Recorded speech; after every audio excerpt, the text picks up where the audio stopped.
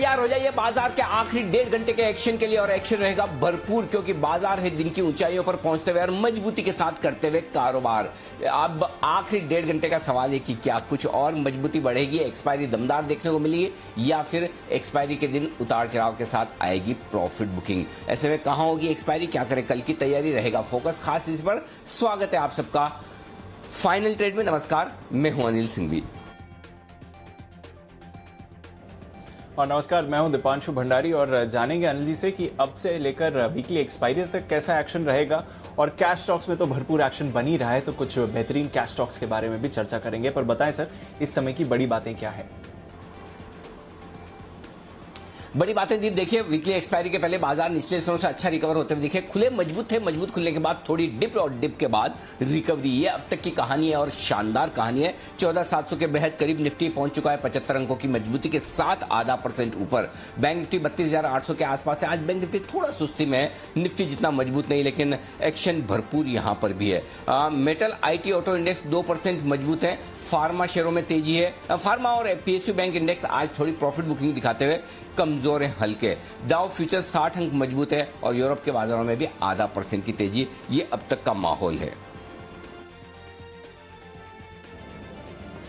बिल्कुल सर, तो कुछ सेक्टर्स में मुनाफा वसूली है बट बाकी सेक्टर्स परफॉर्म कर रहे हैं। पर सर, हो क्या रहा है कि सेक्टर्स के कुछ स्टॉक्स में अच्छा एक्शन है, कुछ स्टॉक्स सुस्त हैं। तो ऐसा नहीं है कि जैसे फार्मा में कुछ मुनाफा वसूली है तो वॉकहार्ट पर देख लीजिए 8% ऊपर। IT लंबे समय से अंडर परफॉर्म कर रहा था, पर आज कोफोज के नतीजों से देखिए नई जान आ गई IT में। तो हर सेक्टर में कहीं ना कहीं एक्शन जरूर आते हुए दिख रहा है। और एक बार फिर से जो आप कह रहे थे सर, कैश स्टॉक्स की थीम, वहां पर तो भरपूर तेजी बनती हुई दिख रही है। कैसे रीड कर रहे हैं इस समय का मार्केट एक्शन? बिल्कुल दीप, सेक्टोरल रोटेशन लगातार बरकरार है। कहीं कहीं कोई सेक्टर ऐसा है जो निफ्टी को सपोर्ट देने के लिए आ जाता है, वहीं पर आपको फोकस करना चाहिए। और कैश मार्केट के स्टॉक्स में अब भी एक्शन है, रहेगा भी जब तक नतीजों का सीजन पूरी तरह से खत्म नहीं होता। आप देखिए आज जैसे फॉर एग्जांपल ब्रोकिंग कंपनियों के शेयर आज चलने लगे। एंजल ब्रोकिंग 20% के ऊपरी सर्किट पर ट्रेड कर रहा है। मोतीलाल ओसवाल 8% मजबूत है। तो ये सारे ऐसे सेक्टर्स है जहां पर भरपूर एक्शन है ही। मुझे लगता है कि इंडेक्स में भी आपको तेजी के रुझान के साथ चलना चाहिए। और डेटा में तैयार कर ही रहा हूं दीप, निफ्टी के देख चुका हूं, बैंक निफ्टी के देखने की तैयारी में हूं और उसके बाद थोड़ी देर में मैं आपके साथ आऊंगा भी। लेकिन ओवरऑल व्यू पॉजिटिव और तेजी की तरफ रखना चाहिए। जी दीप। बिल्कुल, तो व्यू पॉजिटिव और तेजी की तरफ ही बना हुआ है सर। और एक्शन भी देखिए, निफ्टी में भरपूर एक्शन है, बैंक निफ्टी भी मोमेंटम पकड़ते हुए। तो आइए फिर आपको बताते हैं आने वाले दिनों के लिए आपको कौन से ट्रिगर्स पर रखनी है नजर और आज के खबरों वाले शेयर्स कौन से हैं। मानसी, वरुण दोनों ही हमारे साथ तैयार हैं। मानसी, बताएं कौन से ट्रिगर्स पर नजर है? नतीजे हीरो मोटोकॉर्प और Tata consumer. Deepanshu, good morning, good afternoon. आते हुए आज निफ्टी स्पेस में दिखेंगे। कल नंबर्स HDFC और अल्ट्राटेक सीमेंट निफ्टी स्पेस में आते हुए दिखेंगे। वहीं वायदा बाजार में नवीन फ्लोरीन, डाबर और चोला इन्वेस्ट के नतीजों पर फोकस रहेगा। कल के दिन कुछ ट्रिगर्स भी हैं। गति और इंटरग्लोब एविएशन दोनों पर ही बोर्ड मीट्स के चलते फोकस रहेगा। गति पूंजी जुटाने को लेकर बोर्ड बैठक होगी। इंटरग्लोब एविएशन QIP के जरिए फंड रेजिंग पर बोर्ड बैठक करेंगे। इसके अलावा KDDL 25 करोड़ का बायबैक बंद हो जाएगा, दाम जिसके 230 रुपए प्रति शेयर तय किए गए हैं। वहीं वैभव ग्लोबल पर भी फोकस रखेगा। स्टॉक स्प्लिट की एक्स डेट होगी कल, यानी कि 7 तारीख। ओके, तो ये है आपके लिए कुछ ट्रिगर्स और ज्यादातर नतीजों पर ही हमारी नजर बनी हुई है। आइए वरुण से भी जाने आज के कुछ खबरों वाले शेयर्स। बताएं वरुण, आज कौन से स्टॉक्स एक्शन में रहे हैं? डेफिनेटली देखिए, फार्मा रिलेटेड स्टोरी फिर से एक बार एक्शन में रही है और बजाज हेल्थ केयर, इस कंपनी ने कोरोना की एक दवा लॉन्च कर दी है। इसके अलावा स्यूबेक्स, यहाँ कंपनी ने स्नोफ्लेक्स के साथ आर्टिफिशियल इंटेलिजेंस के साथ इंटेलिजेंस सर्विसेज के लिए एक करार किया है। JB केमिकल, इस कंपनी ने नेफ्रोलॉजी सेगमेंट में एंट्री की है और रेनोवा नाम से एक डिवीजन जो है वो इस कंपनी ने लॉन्च कर दिया है। बेसिकली जो किडनी डिजीज रहती है उसके लिए काम आता है। जम्मू एंड कश्मीर बैंक 12 मई को पूंजी जुटाने पे बोर्ड की बैठक है। 500 करोड़ के आसपास की पूंजी जुटाने पे बोर्ड बैठक करेगा। कुछ नतीजा है जिसमें कैपिटल पॉइंट मुनाफा 49 करोड़ से बढ़ के 69 करोड़ और जो कंपनी का मार्जिन है वो 24.9% से बढ़ के 30.8% पे आया है। सुंदरम फास्टनर मुनाफा 55 करोड़ से बढ़ के 141 करोड़ पे आया है। आई भी अच्छी बढ़ी है और मार्जिन देखिए 14.8% से बढ़ के 18.6% पे आए हैं। कंपनी ने ₹3.40 प्रति शेयर के डिविडेंड का ऐलान भी किया है। आईडीबीआई बैंक खबरों के चलते तो स्टॉक फोकस में वैसे भी है, लेकिन सुबह सुबह इस स्टॉक में 1,40 करोड़ शेयर्स के बड़े सौदे हुए हैं, उसका इम्पैक्ट देखने मिला। डेल्टा कॉर्प ने कोविड के चलते सिक्किम में अपने जो कैसीनोज है बंद कर दिए हैं, 16 मई तक ये बंद रहेंगे। और केरला ने लॉकडाउन का ऐलान कर दिया है, 8 तारीख से 16 मई तक यहाँ पे लॉकडाउन रहने वाला है।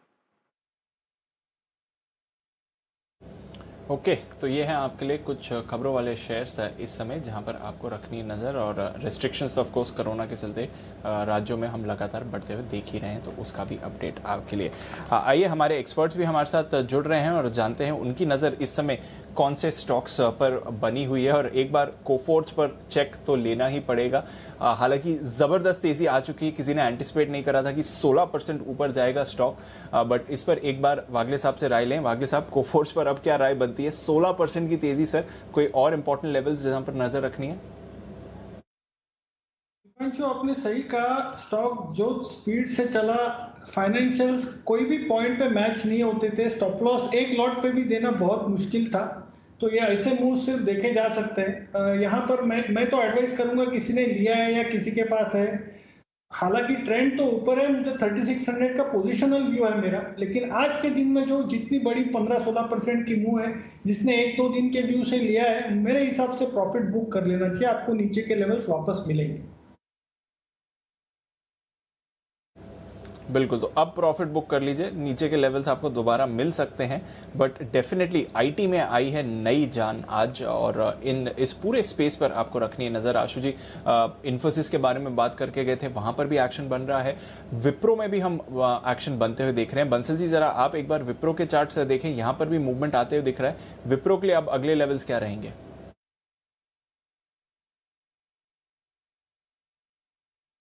देखिए दीपांशु, नए हाइस पर स्टॉक ट्रेड कर रहा है, तो जिनके पास है क्लियरली होल्ड करना चाहिए। अनचार्टेड टेरिटरी में ट्रेड कर रहा है, और इस स्टॉक को अभी रिसेंटली मैंने 470 के अराउंड एक बार रिकमेंड करा था, तो जिन्होंने ले रखा है होल्ड करें। इस स्तरों पर भी निवेश के नजरिए से बाइंग की जा सकती है। स्टॉक में एक अच्छा रनअप देखने को मिला है। अगर हल्की फुल्की करेक्शन में स्टॉक 495 496 पे मिलता है, तो वो अच्छे स्तर है स्टॉक को बाय करने के लिए। ओके, तो यहाँ पर अब थोड़ा करेक्शन का इंतजार करें तो बेहतर रहेगा, बट मूवमेंट तो यहाँ पर भरपूर आते हुए दिखा ही है, तो इस स्पेस का भी आप फायदा उठा के चल सकते हैं। हिंडाल्को, ये एक और काउंटर है जो लगातार हमारे एक्सपर्ट्स की राय में आता ही दिखता है, और वहां पर भी एक अच्छी मूव आपको फिलहाल आते हुए दिख रही है, तो हिंडाल्को पर भी नजर रखिए। किरण जी से जानेंगे हिंडाल्को के बारे में, पर उससे पहले सिमी जी अपने कॉल के साथ तैयार हैं। बिगुल सिमी के नॉन स्टॉप।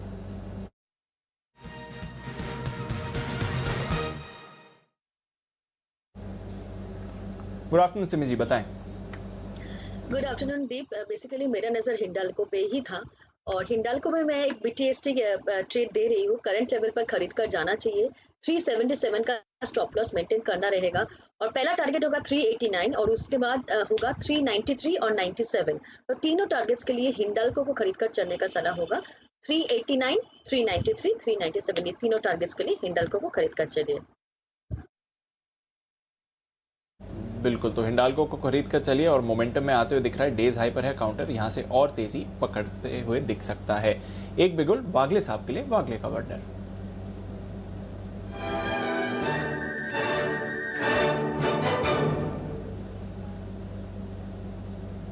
बताएं वागले साहब। पंचो, मेरे दो कॉल है। पहले तो मैं हिंडल को, मेरे भी रडार पर है, 384.85 के करंट भाव से में भी अभी 385.50 हो गया, यहाँ पर बाय करें, 83 तक ऐड करें। आपका 381 का स्टॉप लॉस और 398 to 400 के टारगेट्स आपको कल तक मिलने चाहिए। पैटर्न बहुत ही क्लियर है।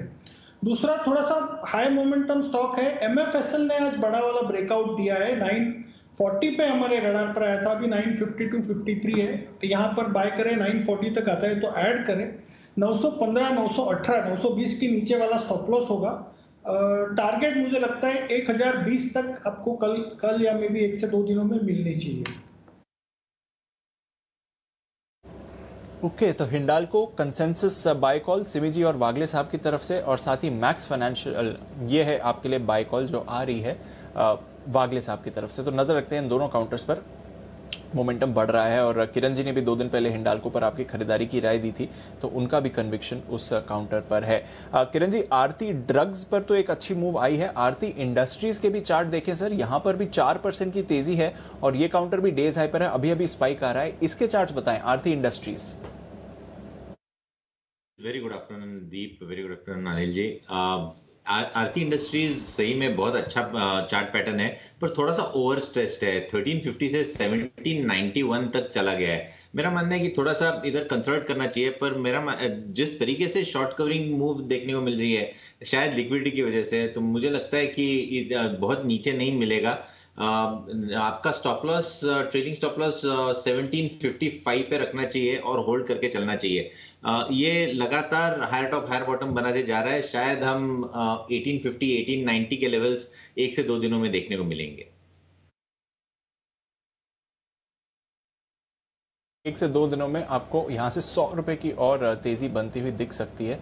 नजर रखते हैं इस काउंटर पर मूवमेंट आते हुए दिख रहा है। आरती इंडस्ट्रीज केमिकल फर्टिलाइजर पैक जबरदस्त तेजी में आपके लिए बना ही हुआ है, तो इस स्पेस पर नजर रखिए। सिमी जी को एक और स्टॉक पसंद आ रहे हैं, चलते हैं उनके पास वापस सिमी के नॉन स्टॉप के लिए।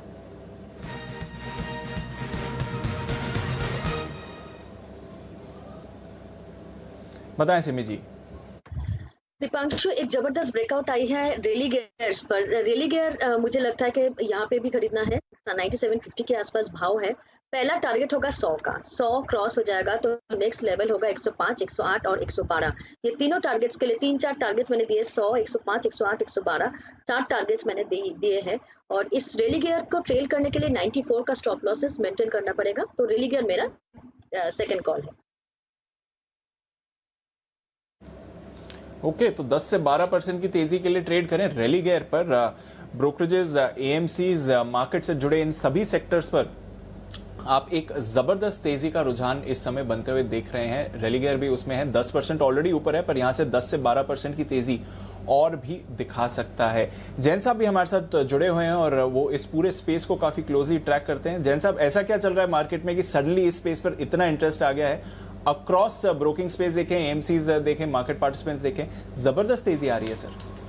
ये पिछले 3 क्वार्टर्स जो है वो ड्रीम क्वार्टर्स थे ब्रोकिंग इंडस्ट्री के लिए। और मैं ओवरऑल, अगर आपको याद हो, लास्ट ईयर जब इस समय पे बहुत अजीब सा माहौल था, डरावना माहौल था, तो उस टाइम पे मैंने ब्रोकिंग इकोसिस्टम के, एक्सचेंज इंफ्रास्ट्रक्चर वाले एक्सचेंज इकोसिस्टम के स्टॉक्स को बहुत रेकमेंड किया।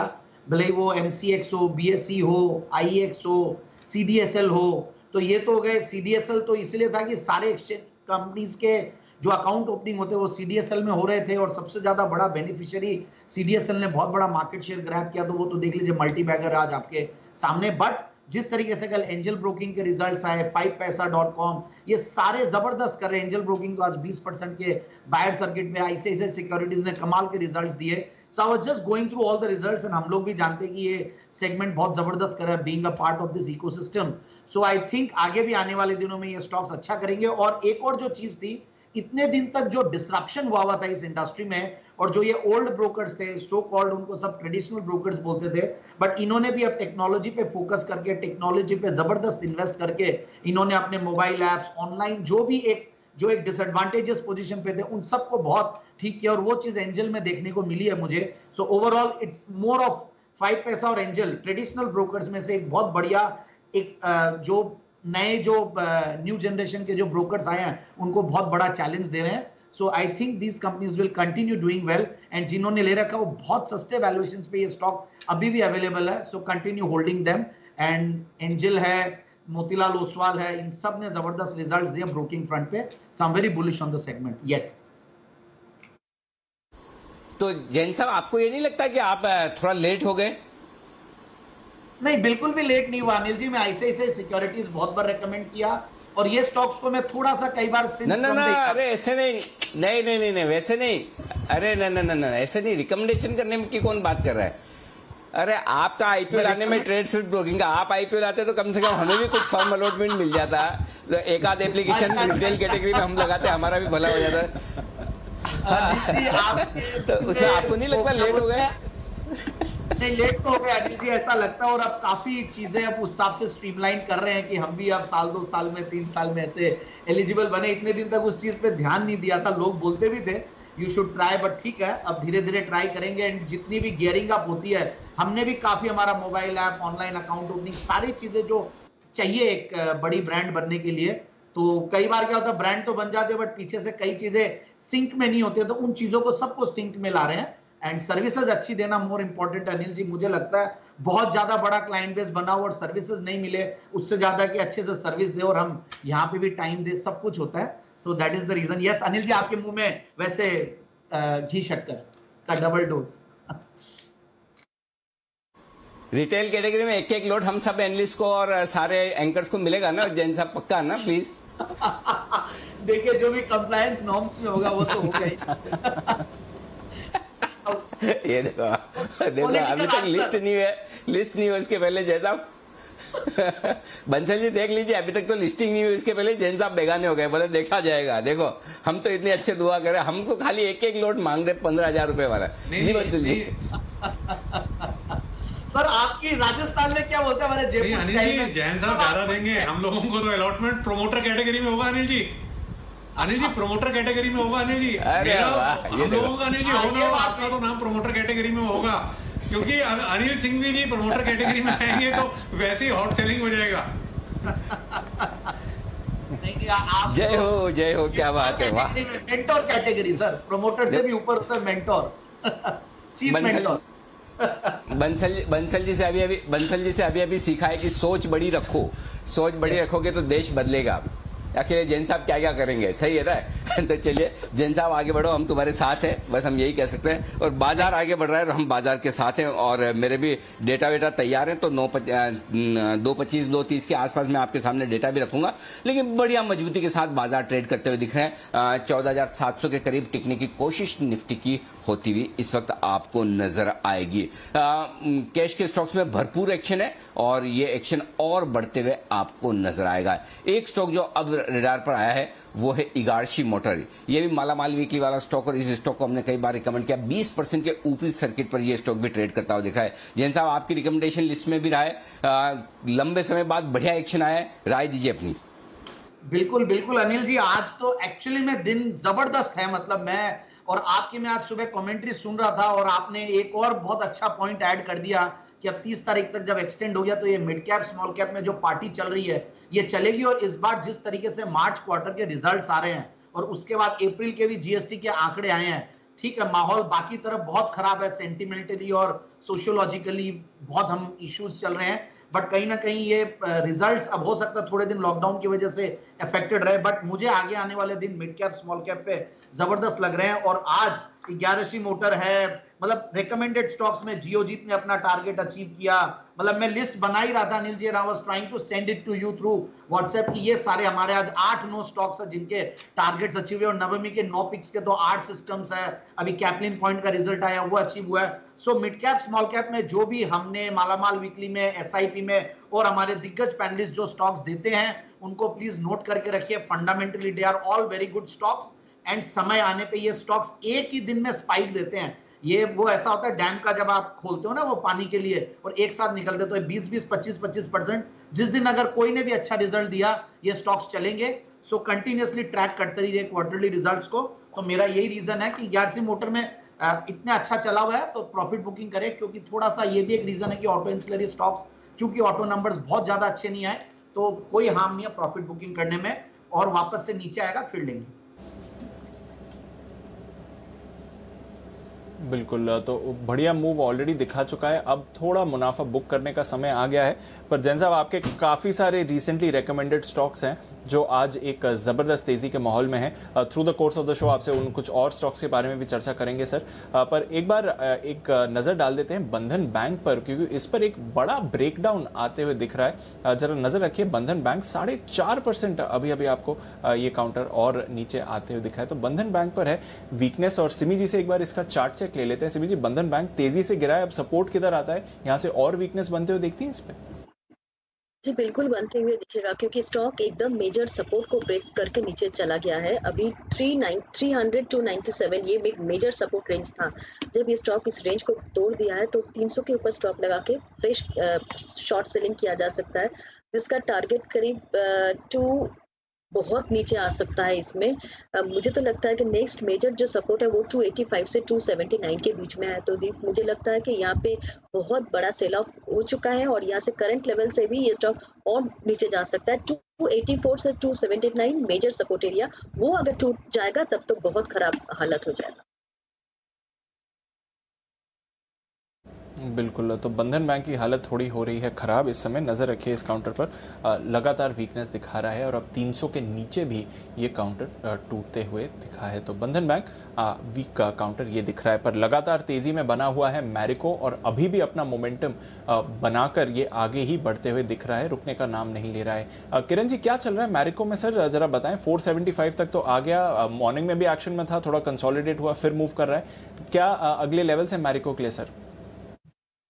देखिए दीप, मैरिको ने बहुत बड़ा कंसोलिडेशन का ब्रेकआउट दिया था लगभग एक 3-4 दिन पहले 430-435 लेवल्स पे। उसके बाद लगातार ये स्टॉक अच्छे वॉल्यूम्स के साथ ऊपर चल रहा है। मेरा मानना है कि जो कंसोलिडेशन का ब्रेकआउट का पहला टारगेट था वो लगभग 495-500 के आसपास का है। तो मेरा मानना है कि ये प्राइमरी टारगेट्स रहेंगे। इससे भी ऊपर जाने की स्टॉक दमखम रखता है क्योंकि एक बहुत अच्छे कंसोलिडेशन के बाद ये ब्रेकआउट मिला है। शॉर्ट्स भी काफी ट्रैप है क्योंकि इतने बड़े पीरियड में ये स्टॉक लगातार अंडर परफॉर्मर के तौर पे खड़ा उतरा था। तो अभी आउट परफॉर्मेंस का वक्त इसका आ गया है और बाकी के एफएमसीजी काउंटर्स उतने परफॉर्म नहीं कर रहे। तो मेरा मानना है कि इधर लॉन्ग पोजीशंस को होल्ड करना चाहिए। मेरा भी ट्रेलिंग स्टॉप लॉस 455 पे रहेगा, कैश लेवल्स की बात कर रहा हूं, और पहले टारगेट 495-500 के बाद के आसपास हम वापस एक बार रिव्यू ले लेंगे। ओके, तो बड़े टारगेट्स अभी आपको और आते हुए दिख सकते हैं, थोड़ा ऊपरी स्तरों पर आप एक बार रिव्यू भी देखिए इसका, बट अच्छे टारगेट्स अभी भी आना बाकी हैं। तो मैरिको लंबे समय बाद एक मोमेंटम में आया है और पिछले 4-5 दिनों से बढ़िया मोमेंटम में है। डाबर के भी नतीजे आने वाले हैं, थोड़ी देर में जानेंगे क्या अनुमान लगा रहा है बाजार डाबर से, और नवीन फ्लोरिन के भी नतीजों पर नजर है। पर बागले साहब, अच्छी मूव आ रही है नवीन फ्लोरिन में भी, 4% ऊपर है, थोड़ा इन लेवल्स पर कंसोलिडेट कर रहा है। यहां से एक और फ्रेश अप मूव देखते हैं सर? दीपांशु, मैं ये स्टॉक को 3800 की ओर जाते हुए देखता हूं, लेकिन रिजल्ट है तो थोड़ा सा वोलेटिलिटी होगा। आपका स्टॉप लॉस 3550 का होगा जो थोड़ा सा लंबा है as a day trade. Near in 3600 3580 आपको ले लेना चाहिए। 50-60 रुपए का स्टॉप लॉस और मुझे लगता है पोजिशनली 3800 3850 तक भी ये स्टॉक जा सकता है।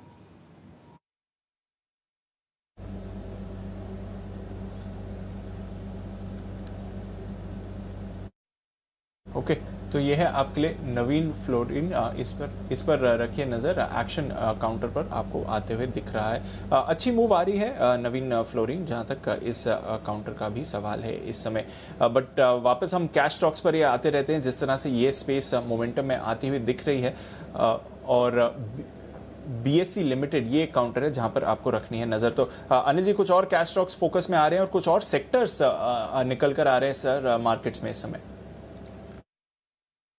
बिल्कुल दीप, आप BSE की बात कर रहे हैं, मैं BSE के लिए ही बात करना चाह रहा था। 665 रुपए हमारा ये स्टॉक लगातार रिकमेंडेशन लिस्ट में रहा है और आप खुद देखिए, एक्चुअली इसको CDSL से कंपेयर कीजिए। CDSL ऑलरेडी जिस लेवल्स पर आ गया है उस हिसाब से BSE अभी भी अंडर वैल्यूड है। ध्यान से सुनिएगा मैं क्या कह रहा हूं, BSE अभी भी अंडर वैल्यूड है ये स्टॉक। और क्योंकि अगर ब्रोकिंग स्टॉक्स इतने बढ़ रहे हैं, CDSL 800 रुपए पर आ गया है, जो हमारे सारे टारगेट CDSL के 700, 750, 800 वैसे तो 4 डिजिट में होना है, और BSE मुझे लगता है अभी भी इस लिहाज से अंडर वैल्यूड है। दूसरा ये कि जिस तरह से NSE के स्टॉक की लिस्टिंग का इंतजार है और तब जाकर इसके लिए जो बड़ा ट्रिगर बनेगा, मुझे लगता है BSE में अब भी काफी अच्छी खासी तेजी बाकी है। और BSE फेवरेट है हमारे बंसल जी का भी। बंसल जी, बड़े टारगेट।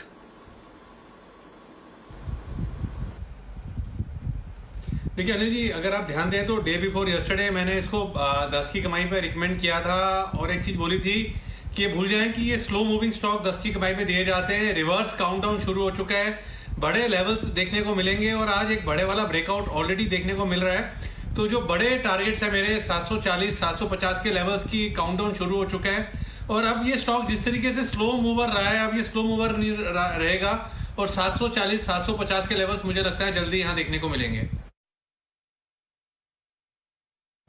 ओके, तो ये है आपके लिए राय बीएसई पर। आइए सीमीजी के लिए बिल्कुल सिमी का सुपरहिट।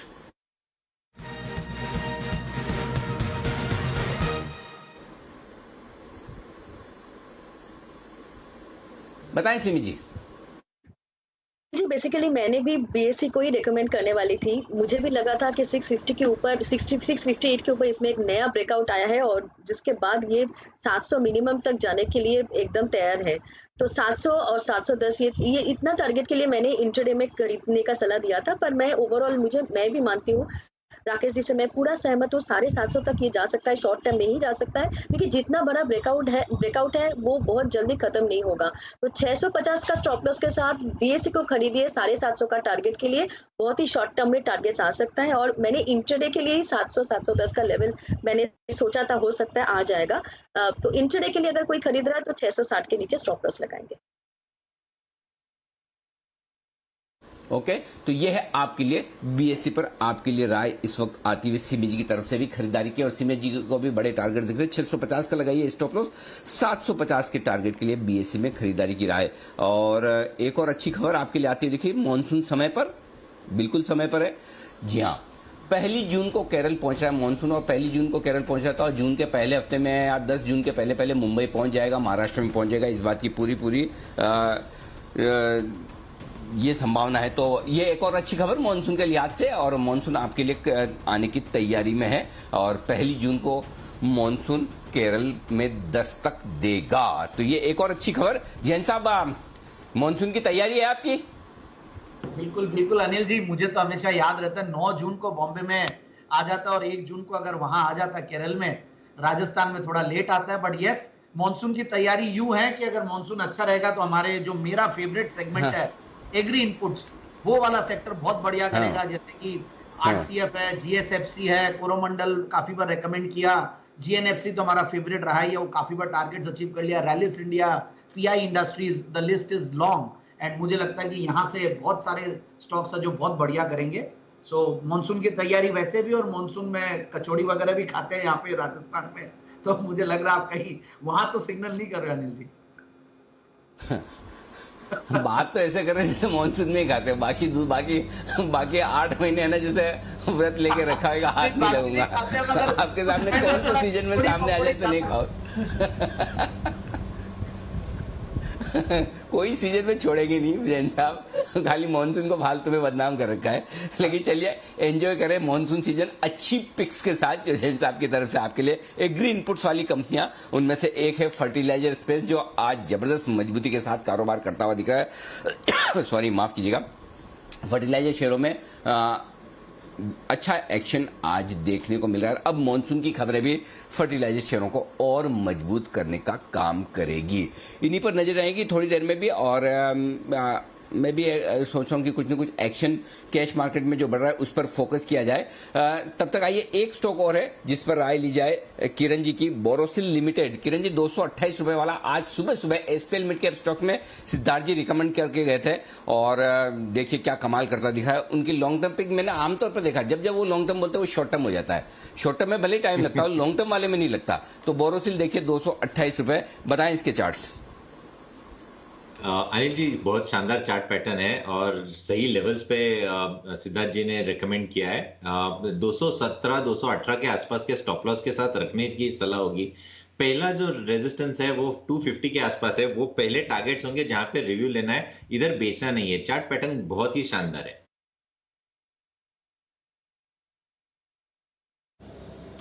ओके, तो ये है आपके लिए बोरोसिल, इस पर रखिए नजर। अभी हम बात कर रहे थे ब्रोकरेज और ब्रोकरेज से रिलेटेड काउंटर्स पर जबरदस्त तेजी बन रही है। मार्केट से रिलेटेड एक और कंपनी, हालांकि इनकी पेरेंट कंपनी ब्रोकरेज से रिलेटेड है, बट आईएफएल फाइनेंस पर भी रखिए नजर, क्योंकि यहां पर अच्छे नतीजे आपको आते हुए दिख रहे हैं। 1310 करोड़ से बढ़कर आय 1590 करोड़ की आती हुई दिखी है। साथ ही मुनाफे में भी आपने अच्छी बढ़त देखी है। आईएफएल फाइनेंस के 59 करोड़ से बढ़कर मुनाफा 248 करोड़ का आया है, लगभग 5 गुना या 4.25 गुना मुनाफा बढ़कर आया है आईएफएल फाइनेंस। तो ज़बरदस्त एक्शन इस काउंटर पर भी, और ऑलरेडी सर्किट पर है ये लेवल। 10,000 करोड़ जुटाने की मंजूरी भी दे दी है एनसीडीज के जरिए। तो आईएफएल फाइनेंस ज़बरदस्त नतीजे इस काउंटर के लिए भी आते हैं। ऑलरेडी इस समय सर्किट पर है, पर नजर रखिए इस चार्ट पर भी। थोड़ी देर में अनिल जी से जानेंगे उनकी मार्केट स्ट्रैटेजी, पर उससे पहले BHEL इस काउंटर पर डालते हैं नजर। पिछले 5 दिनों में जबरदस्त एक्शन बना हुआ है BHEL में। आइए जानते हैं वरुण के साथ क्या चल रहा है इस काउंटर में। वरुण बताइए। डेफिनेटली दीप, देखिए लगातार तेजी में इस काउंटर, मुझे याद था करीब 40 to 41 के आसपास काउंटर पहुंच चुका था, और वहां से देखिए किस तरह से तेजी काउंटर में देखने मिली है, करीब 15-18 रुपए के आसपास की। इनफैक्ट ये स्टॉक जो है वो अब 1.5 साल की ऊंचाई पे पहुंच चुका है। देखिए काफी सारे ट्रिगर्स है इसके लिए। एक तो जो दिग्गज कैपिटल गुड्स कंपनी है, उसमें इस कंपनी के वैल्यूएशन जो अगर आप देखेंगे तो सबसे सस्ते हैं। आप भले L&T देख लीजिए, बाकी कोई भी कंपनी देख लीजिए, उनमें ऑलमोस्ट ये सबसे सस्ता काउंटर है। इसके अलावा इस कंपनी के कहीं ना कहीं विनिवेश के ऊपर भी फोकस है।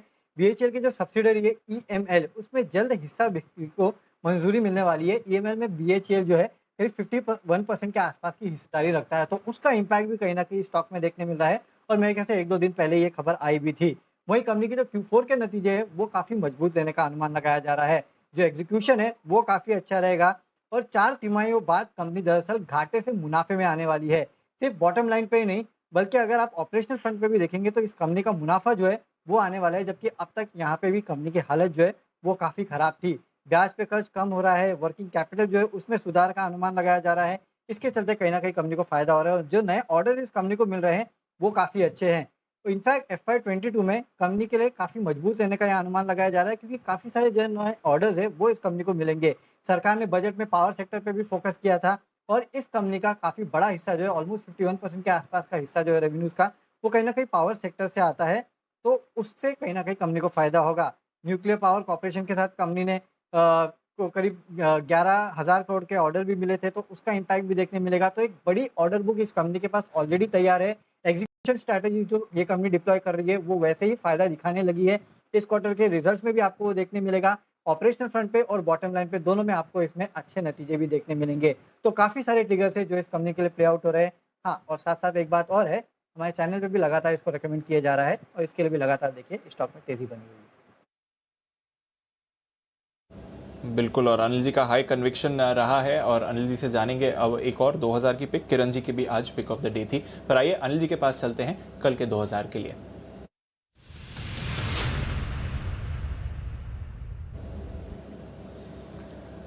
अनिल जी, BHEL ने तो जबरदस्त कमाल दिखाया सर, बताएं कल के 2000 के लिए कौन सा स्टॉक चुना है आपने? दीप, कल के 2000 के लिए है मैंगलोर केमिकल। ये स्टॉक है जिस पर आपको करना है फोकस, और 88-89 रुपए के आसपास ये स्टॉक ट्रेड करता हुआ दिख रहा है। यहां पर आपके लिए तेजी करने की राय है, और 85 का स्टॉप लॉस लगाइए। 2 वजह जिसकी वजह से तेजी करनी चाहिए। पहला तो अभी अभी जो खबर आई है जिसकी वजह से मैंने चुना है, जो जैन साहब कह भी रहते हैं, एग्री इनपुट वाली कंपनियों पर फोकस करिए।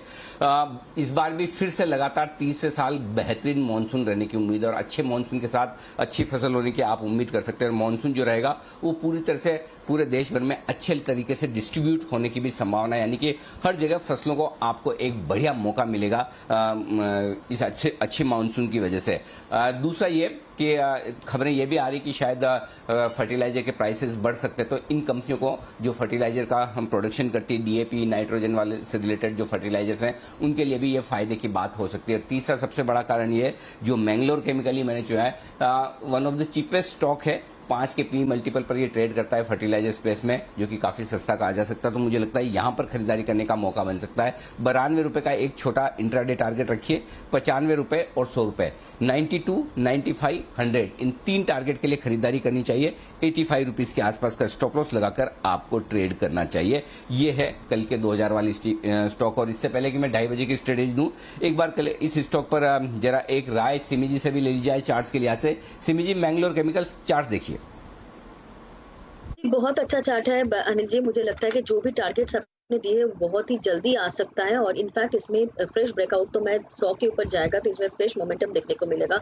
स्टॉक मुझे लगता है कि खरीद कर चलना चाहिए। स्टॉप लॉसेस फॉलो करना पड़ेगा। आपका स्टॉप लॉस मैं भी मानती हूँ, 85 का स्टॉप लॉस के साथ खरीद कर चलिए। 100 के भी ऊपर ये स्टॉक जाएगा, ऐसा मेरा मानना है। 100 के ऊपर भी स्टॉक जा सकता है। फिलहाल 92 के पहले टारगेट के बेहद करीब आते हुए दिख रहा है। नजर रखिए मैंगलोर केमिकल्स, ये है अनिल जी की तरफ से आपके लिए एक बढ़िया कल के 2000 का शेयर। पर आइए जानते हैं अनिल जी की तरफ से उनको अब क्या पसंद आ रहा है, मार्केट में कौन से लेवल्स पर रखनी है नजर बिगुल मार्केट स्ट्रैटेजी का।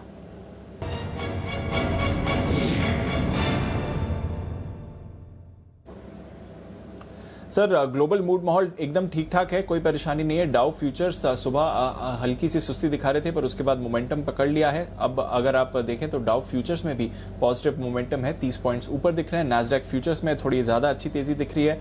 कल की जबरदस्त तेजी के बाद आज यूरोप के बाजार थोड़ा कंसोलिडेट कर रहे हैं पर पॉजिटिव टेरिटरी में कंसोलिडेट कर रहे हैं। जापान 4 दिन बाद खुला था, 2% ऊपर बंद हुआ। चाइना 4 दिन बाद एकदम फ्लैट बंद हुआ और हांगकांग के बाजार भी डबल सेंचुरी लगाकर ही बंद हुए हैं। तो ग्लोबल मूड माहौल पॉजिटिव है सर, बताएं हमें क्या करना चाहिए। दीप, तेजी के रुझान के साथ बने रहना चाहिए। देखिए दो चीजें, आज सुबह ही आपको रेंज में बता रहा था, नीचे की तरफ 14,575 14,625 स्ट्रॉन्ग सपोर्ट है, खरीदारी की रेंज। आज का लो देख लीजिए 14,611।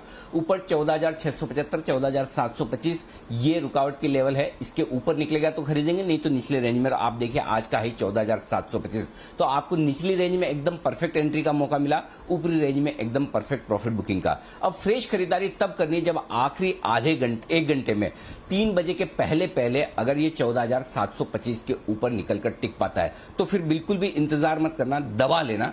14,775 14,825 के टारगेट आज और कल में ही, और फाइनल टारगेट 14,875 तक का बन सकता है, वहां तक आने की तैयारी हो सकती है बाजार की। तो 14,825 14,775 14,825 14,875 ये 3 टारगेट अगले 1-2 ट्रेडिंग सेशन के लिए बनेंगे। अगर 14,725 के ऊपर आप निकलकर 3 बजे के पहले टिक जाते हैं तो सपोर्ट आपको बता दिया। पूरी संभावना ये कि 14,635 14,650 मिनिमम यहां तो आपको क्लोजिंग मिलेगी ही, इसके नीचे नहीं मिलेगी, इसके ऊपर की क्लोजिंग मिलनी चाहिए। और अगर सब कुछ ठीक रहा तो हो सकता है आपको 14,725 के ऊपर की भी क्लोजिंग मिल जाए, तो कहने ही क्या। तो ओवरऑल बढ़िया मूड माहौल है, कोई दिक्कत वाली बात है नहीं यहां पर खरीदारी करने के लिए। अब आइए बैंक निफ्टी। लेकिन जितनी मजबूती और जितना मूड माहौल आपको निफ्टी में दिखता है उतनी मजबूती अभी बैंक निफ्टी में नहीं दिख रही है। और वो क्यों? क्योंकि बैंक निफ्टी में दीप देखिए 32,800 के आसपास इस वक्त बैंक निफ्टी ट्रेड कर रहा है। 33,000 पर बड़ी रुकावट है आज बैंक निफ्टी के लिए। 31 लाख शेयर कॉल्स में है, उसमें से 19 लाख शेयर आज ही जुड़े हैं। तो संभावना पूरी ये है कि आज 33,000 को पार करके बंद हो पाना मुश्किल होगा, लेकिन फिर भी एक्सपायरी का दिन है, रुझान तेजी की तरफ है। अगर 3 बजे पहले 33,000 के पार निकलकर टिक गए तो बहुत ही जबरदस्त शॉर्ट कवरिंग, क्योंकि मैं देख रहा हूं कब से बार बार बैंक निफ्टी ऊपर आता है, थोड़ा सा हाई बनाता है, नीचे आता है, फिर ऊपर आता है, फिर तो आखिरी आधे पौन घंटे में आप देखिए ये दिन के बाद जो ये जो छोटी छोटी पहाड़ियां बनने लगी ना, ये किसी भी वक्त एक बड़ा पर्वत बन सकता है। तो ये तैयारी है। तो बैंक निफ्टी भी कोशिश पूरी कर रहा है। 33,000 के पास थोड़ा इसके लिए अभी माउंट एवरेस्ट है, उसको पार करना थोड़ा मुश्किल है, क्योंकि पोजीशन बहुत बनी हुई, 31 लाख शेयर कम नहीं होते हैं। लेकिन हो गया तो ऐसी आग लगेगी। ऊपर के लेवल आपको बता दूं 33,175 33,300 33,450 ये 3 टारगेट आपको चुटकियों में आते हुए दिखेंगे। बहुत समय से हमने कहा ना कि वो शॉर्ट कवरिंग वाली बड़ी तेजी जो 2-2 300 पॉइंट बैंक निफ्टी एक तरफा उछलता था, वो बहुत दिनों से देखने को नहीं मिला। वो देखने को मिल सकता है अगर 3 बजे 3:05 के पहले 33,000 को बैंक निफ्टी पार कर ले तो बहुत जबरदस्त, बहुत एग्रेसिव शॉर्ट कवरिंग होगी। तैयारी चल रही है। अब देखते हैं, पहले अगर निफ्टी 14,725 के ऊपर निकलकर टिक गया तो वो बैंक निफ्टी को भी ऊपर खींच कर ले जाएगा। मंदी तो नहीं करनी, ये बात साफ दिख रही है इस वक्त ये लेवल से आपके लिए। और बैंक निफ्टी में भी संभावना पूरी कि आपको जो क्लोजिंग मिलेगी वो जो 32,700 32,800 के रेंज में ही कहीं कहीं, इसके नीचे क्लोज नहीं होना चाहिए। और बहुत स्ट्रॉन्ग सपोर्ट आपका 32,500 पर है, जहां 22 लाख शेयर हैं, 14 लाख शेयर आज ही जुड़े हैं। तो अभी जो रेंज है 32,500 33,000 है। क्लोजिंग ज्यादा संभावना 32,700 800 के आसपास की है। लेकिन अगर एक उछाल आ गया 14,725 के ऊपर निफ्टी निकल गया, 33,000 के ऊपर बैंक निफ्टी निकल गया, तो निफ्टी 50-75 पॉइंट आज ही और बढ़ जाएगा। और बैंक निफ्टी 200 से 500 400 450 पॉइंट कितना भी आज ही बढ़ सकता है। ध्यान तेजी का रखिए बिल्कुल जी। ओके, तो ये है आपके लिए 2:30 बजे की स्ट्रेटजी। और आज पूरी फॉर्म में चल रहे हैं हमारे, आज क्या वैसे तो रोज ही फॉर्म में चलते हैं, मैंने आज तो स्पेशली बोल दिया है, बाकी फॉर्म में तो हमेशा रहते हैं। और फॉर्म में चलने वाले हैं हमारे सिद्धार्थ जी और सिद्धार्थ जी की पिक है जबरदस्त आज चलती हुई बोरोसिल लिमिटेड, और जैसे मैंने जिक्र किया तो सिद्धार्थ जी और जोश में आगे बोले एक स्पेशल पिक का बिगुल मेरे लिए भी, फोन अ फ्रेंड लाइफलाइन यूज करते हुए सिद्धार्थ जी बिगुल।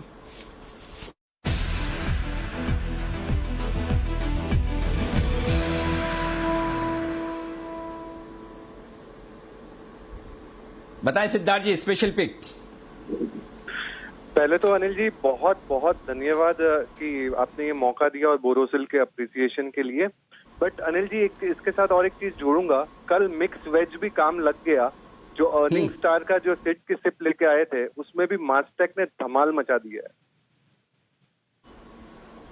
वाह क्या बात है। तो स्टॉक सारे आप तो मतलब चारों वो पांचों उंगलियां घी में और सर कढ़ाई में, वैसा मामला है सर? बाजार हम लोग अव्वल नहीं है, बाजार सबसे ज्यादा अव्वल है, हम तो सभी स्टूडेंट है। एब्सोल्युटली नहीं, लेकिन फिर भी सही वक्त पर पहचानना। मैस्टेक और मैस्टेक के मैनेजमेंट से भी मैं बात कर रहा था, अशांक देसाई साहब ही हैं शायद मेरे ख्याल से नाम, हाँ जहां तक मुझे याद है, हाँ, और उन्होंने लगातार फरवरी के महीने में बहुत स्टेक बढ़ाई और मैंने उनको स्पेसिफिकली पूछा था, मैंने कहा सर आप खरीद रहे हो लगातार? हाँ थोड़ा थोड़ा पैसा जितना होता है खरीदते रहता हूं। और सोचिए देखिए प्रोमोटर्स का जब कॉन्फिडेंस हो, क्या मैनेजमेंट है, कमाल का मैनेजमेंट है, क्या कॉर्पोरेट गवर्नेंस है। मेजिस्को में जो लोगों के पैसे बने, मेजिस्को का जब आया ये उन्होंने अमेरिका की सब्सिडरी बेची तब तो मैस्टिक का भाव 500-700 रुपए मुश्किल से चलता था, आज देखिए 1800 रुपए हो गया। और गजब का प्रदर्शन। और आपने जब मुझे याद है सिद्धार्थ जी इनिशियली शायद 800-1000 रुपए के आसपास सबसे पहले आपने रिकमेंड किया था, तब मैं सोचता अरे 800-1000 रुपए में भी सिद्धार्थ जी रिकमेंड कर रहे हैं, लेकिन गजब की पकड़, बहुत ही बढ़िया आपकी ये पिक रही, बधाई इसके लिए भी। बताएं सर अब आज क्या इरादा है?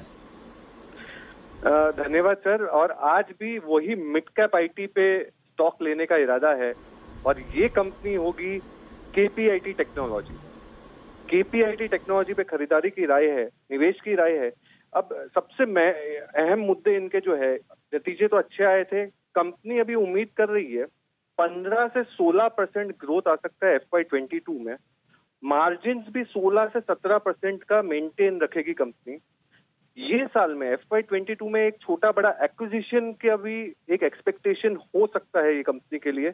बहुत सारे लार्ज डील्स भी मिले हैं Q4 में, Q4 में केपीआईटी टेक्नोलॉजी के लिए। निवेश की राय है टारगेट होगा 230 रुपए।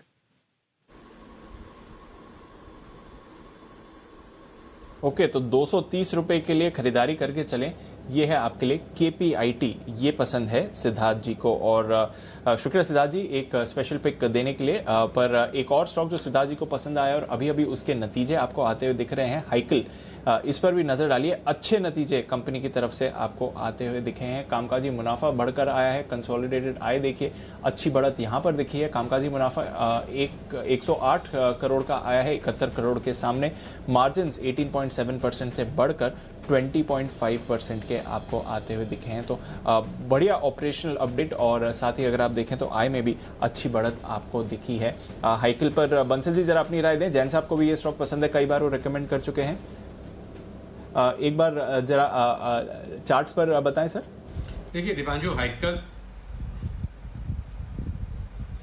दीपांशु चार्ट्स तो काफी पॉजिटिव है और कंटिन्यूसली स्टॉक पिछले कुछ दिनों से कंटिन्यूसली वी शेप रैली में चल रहा है, एक अनचार्टेड टेरिटरी में चल रहा है और कोई नियर बाय स्टॉप लॉस नहीं है, गैप से खुलता है ऊपर जा रहा है। तो जिनके पास है होल्ड करें, करेक्शन आएगी तब खरीदारी की राय होगी, बट करेक्शन भी कोई डीप करेक्शन आए तब खरीदना चाहिए, बट जिनके पास है क्लियरली होल्ड की राय है। ओके, तो होल्ड की राय है हाइकल पर। सिद्धार्थ जी आपने अभी रिसेंटली रेकमेंड किया था, अच्छे नतीजे आते हुए हाइकल पर और कन्विक्शन बढ़ता है सर?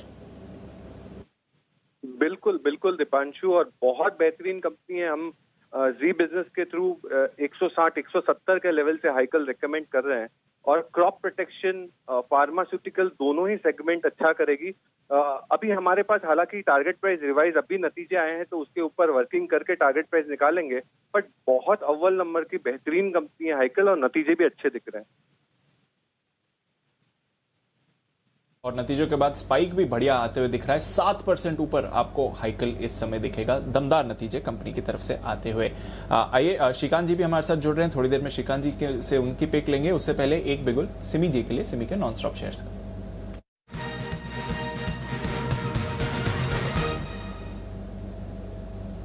बताएं सिमी जी। दीपांशु, खरीदारी का सलाह है टाटा मोटर्स पर। बहुत ही वॉल्यूम के साथ एक मोमेंटम अभी मिला है इसको। फैग एंड में मुझे लगता है कि ये बहुत ही अच्छा बाइंग दिखा रहा है, तो आने वाले कल के लिए मैं BTST कैरी करवाने का सजेशन दे रही हूँ। 295 का स्टॉप लॉस पहले तो मानिए, उसको तो होल्ड करना पड़ेगा। पहला टारगेट होगा 304, दूसरा होगा 307 और तीसरा 310। 310 की ओवरऑल टारगेट के लिए टाटा मोटर्स को खरीद कर चलने का सलाह होगा। 295 का स्टॉप लॉस मेंटेन करना पड़ेगा। ओके, 295 का स्टॉप लॉस लगाकर टाटा मोटर्स में करें खरीदारी, ये है राय आपके लिए सिमी जी की तरफ से। अगला बिगुल है बंसल जी के लिए चार्ट कॉर्नर।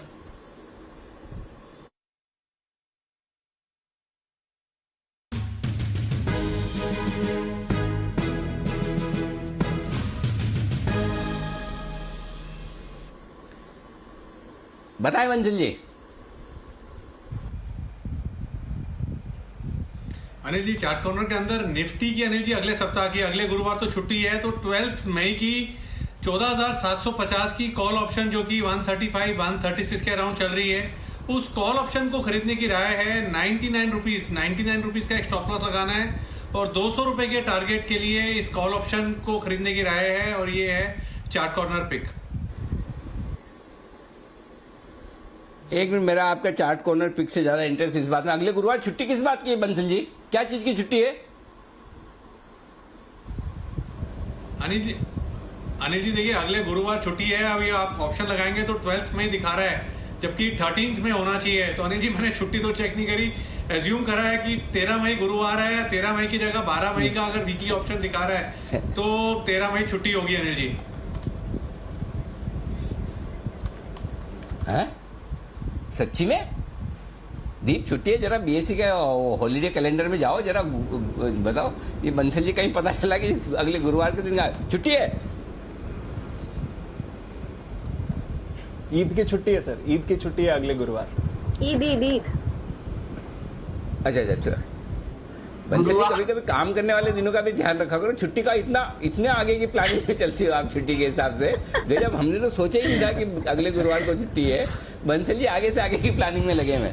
चलिए, ओके, तो अगले गुरुवार छुट्टी तो अगले बुधवार को ही हो जाएगी एक्सपायरी। तो ये 14,700 का जो कॉल ऑप्शन आप बोल रहे हो बंसल जी, ये अगली वाली सीरीज का, आज वाला नहीं है, करेक्ट? तो अगली बुधवार को जो एक्सपायरी होगी, करेक्ट? नहीं अनिल जी, अगले बुधवार का है और 14,750 का। 14,750 वाला है ना कॉल ऑप्शन? 14,700 नहीं, 14,750, करेक्ट? हाँ जी 14,750। परफेक्ट। चलिए, अगला कॉल है हमारे BTST का श्रीकांत जी के लिए।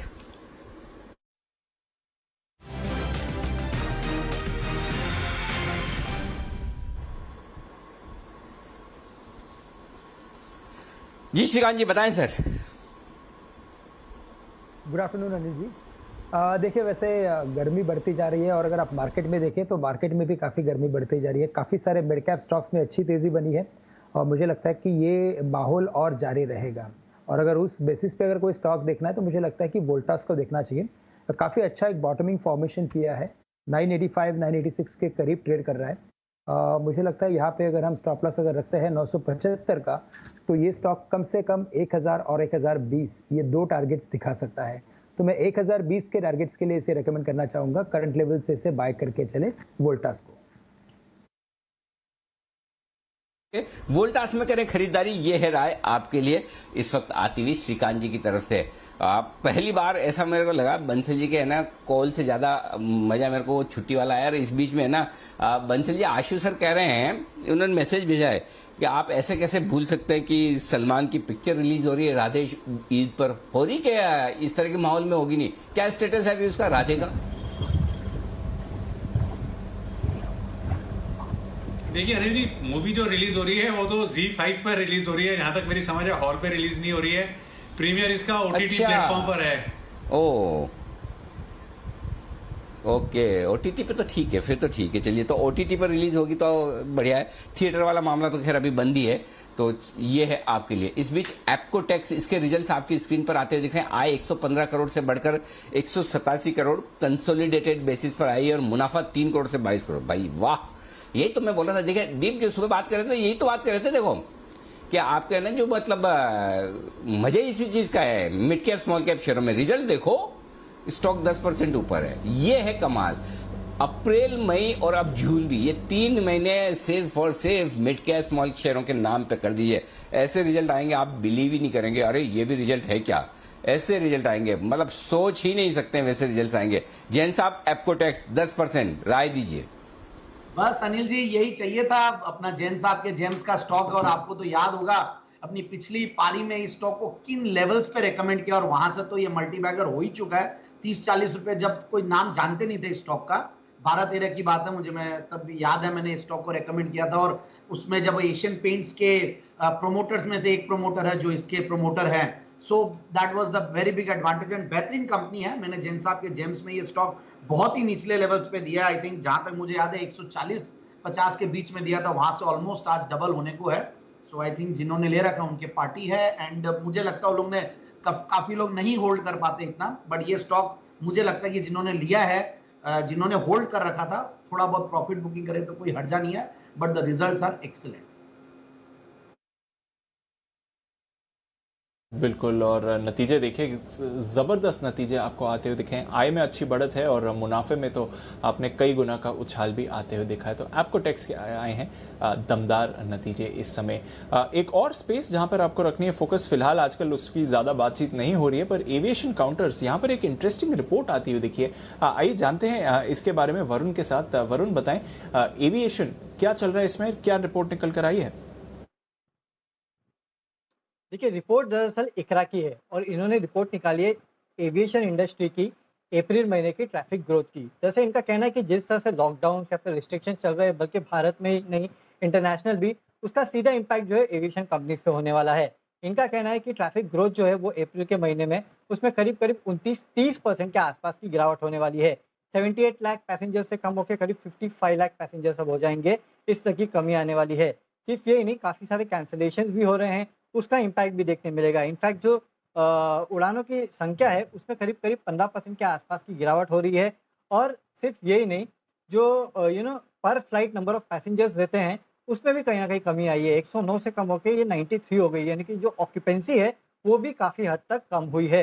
तो ये तो कोविड का इम्पैक्ट है, कहीं ना कहीं लॉकडाउन का इम्पैक्ट है। लेकिन इसके साथ साथ इनका ये भी कहना है कि क्योंकि कच्चे तेल का जो दाम बढ़ रहा है उसके चलते इन कंपनीज को आगे मार्जिन प्रेशर भी झेलना पड़ेगा, क्योंकि ऐसे हालात में प्राइस हाइक तो ले नहीं सकते। तो इसके चलते दोहरी मार जो है वो एविएशन इंडस्ट्री पे पड़ सकती है। एक तो अप्रैल महीने का जो इनका वॉल्यूम यानी फिर जो ट्रैफिक ग्रोथ है वो काफ़ी हद तक कम रहेगी, 30% के आसपास की गिरावट आएगी। और आने वाले दिनों में जो ओवरऑल खर्च है, ऑपरेशनल कॉस्ट है, वो इन कंपनियों का बढ़ने वाला है। क्योंकि मुझे याद है करीब 40 से 50% के आसपास का इन कंपनियों का जो कॉस्ट होता है वो तो केवल फ्यूल कॉस्ट होता है, जिसमें लगातार बढ़ोतरी हो रही है। तो दोहरी मार की ये बात कर रहे हैं एविएशन इंडस्ट्री पे। ओके, तो ये है आपके लिए एविएशन स्टॉक्स पर इकरा की एक इंटरेस्टिंग रिपोर्ट आपको आती हुई दिख रही है इस समय। नजर रखिए, क्योंकि अभी अभी एविएशन मिनिस्ट्री से भी एक सर्कुलर आते हुए दिखा है। प्रायोरिटी बेसिस पर जो भी एविएशन से जुड़े एम्प्लॉयज़ हैं, पूरे सेक्टर से जुड़े एम्प्लॉयज़ हैं, उनके वैक्सीनेशन को लेकर उन्होंने कहा है कि आपने प्राइवेट ऑपरेटर्स के साथ अगर टाई अप किया है तो ये अच्छी बात है, वो जारी रहेगा। पर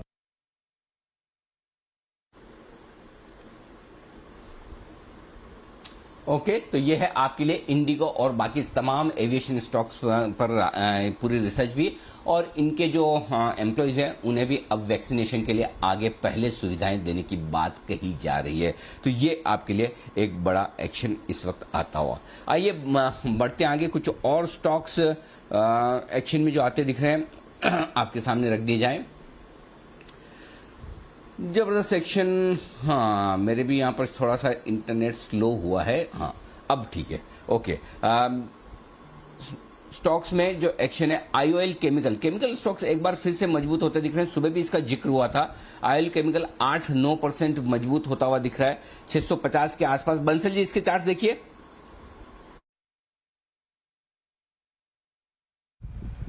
देखिए अनिल जी, चार्ट्स इसके एकदम पॉजिटिव है और जहां तक मेरे को नॉलेज है दिन में भी ये स्टॉक निचले लेवल्स पे कवर हुआ था। अराउंड 630 635 किसी ने रिकमेंड किया था या दीपांशु ने किसी से पूछा था, तो एक काफी समय बाद यहाँ पर एक रिवर्सल देखने को मिल रहा है और शॉर्ट टर्म चार्ट्स पर एक ब्रेकआउट भी देखने को मिला है 630 के ऊपर। और यहाँ पर जो शॉर्ट टर्म टारगेट है वो 680 85 के बैठते हैं। जिनके पास है होल्ड करें, अगर 7-8 रुपए की करेक्शन आती है 650 के अराउंड स्टॉक मिलता है तो उन स्तरों पर एक नई खरीदारी भी की जा सकती है। ओके, तो ये है आपके लिए IOL केमिकल पर आइए ब्रोकिंग कंपनियों में जबरदस्त एक्शन दिख रहा है, नतीजों के बाद बड़ी तेजी भी होती हुई दिख रही है और कुशल हमारे साथ जुड़ रहे हैं कुछ और डिटेल्स देकर कि क्या कुछ एक्शन हो रहा है उनके साथ में ये भी बात करेंगे। और साथ ही एक स्टॉक और है जहां नतीजों के बाद भरपूर एक्शन होता दिख रहा है, वो है कोफोर्ज, और इसने IT शेयरों का मूड भी बदल दिया है। तो कोफोर्ज इतना तेज दौड़ लगाता हुआ जो दिख रहा है आज लगभग 18% ऊपर है। कुशल हमारे साथ हैं तैयार। कुशल, कोफोर्ज पर बताइए इतनी तेजी की वजह।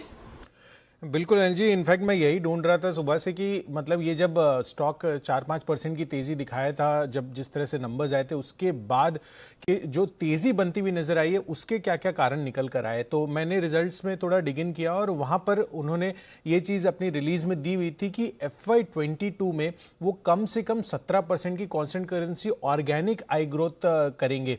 तो ये जो उनकी तरफ से कॉमेंट्री आती हुई दिखी है गाइडेंस को लेकर, वो काफ़ी मजबूत लग रही है और ये सिर्फ ऑर्गेनिक ग्रोथ की बात कर रहे हैं। तो अगर कोई भी और इनऑर्गेनिक यानी कि जो कोई एक्विजिशन रिलेटेड अगर कोई ग्रोथ इसमें एडिशन होती है तो ये और फर्दर जो है अपनी गाइडेंस रिवाइज कर सकते हैं, जैसा कि हमने विप्रो के केस में आता हुआ देखा। इनफैक्ट यहाँ पर इनकी जो मार्जिन गाइडेंस है EBITDA, वहां पर भी उन्होंने FY21 में जो 18% थी उसको बढ़ाकर 19% के एस्टिमेट्स दिए हैं FY22 के लिए। तिमाही के दौरान अगर आप देखेंगे तो एक मुश्त बोनस देने के बावजूद भी हमने देखा इनके नतीजे जो थे वो 13% पर ऑलमोस्ट स्टेबल आते हुए नजर आए थे। तो EBITDA जो इनकी EBIT मार्जिन है वहां पर कोई भी दबाव हमें देखने को नहीं मिला बोनस देने के बावजूद भी। साथ ही अगर आप देखेंगे तो कंपनी ने तिमाही के दौरान 11 नए क्लाइंट जोड़े हैं और 2 बड़ी डील विंस भी इन्होंने की है। तो इनकी जो 12 महीने की एग्जीक्यूटिबल ऑर्डर बुक बन रही है अब वो करीब $52 करोड़ की दिख रही है।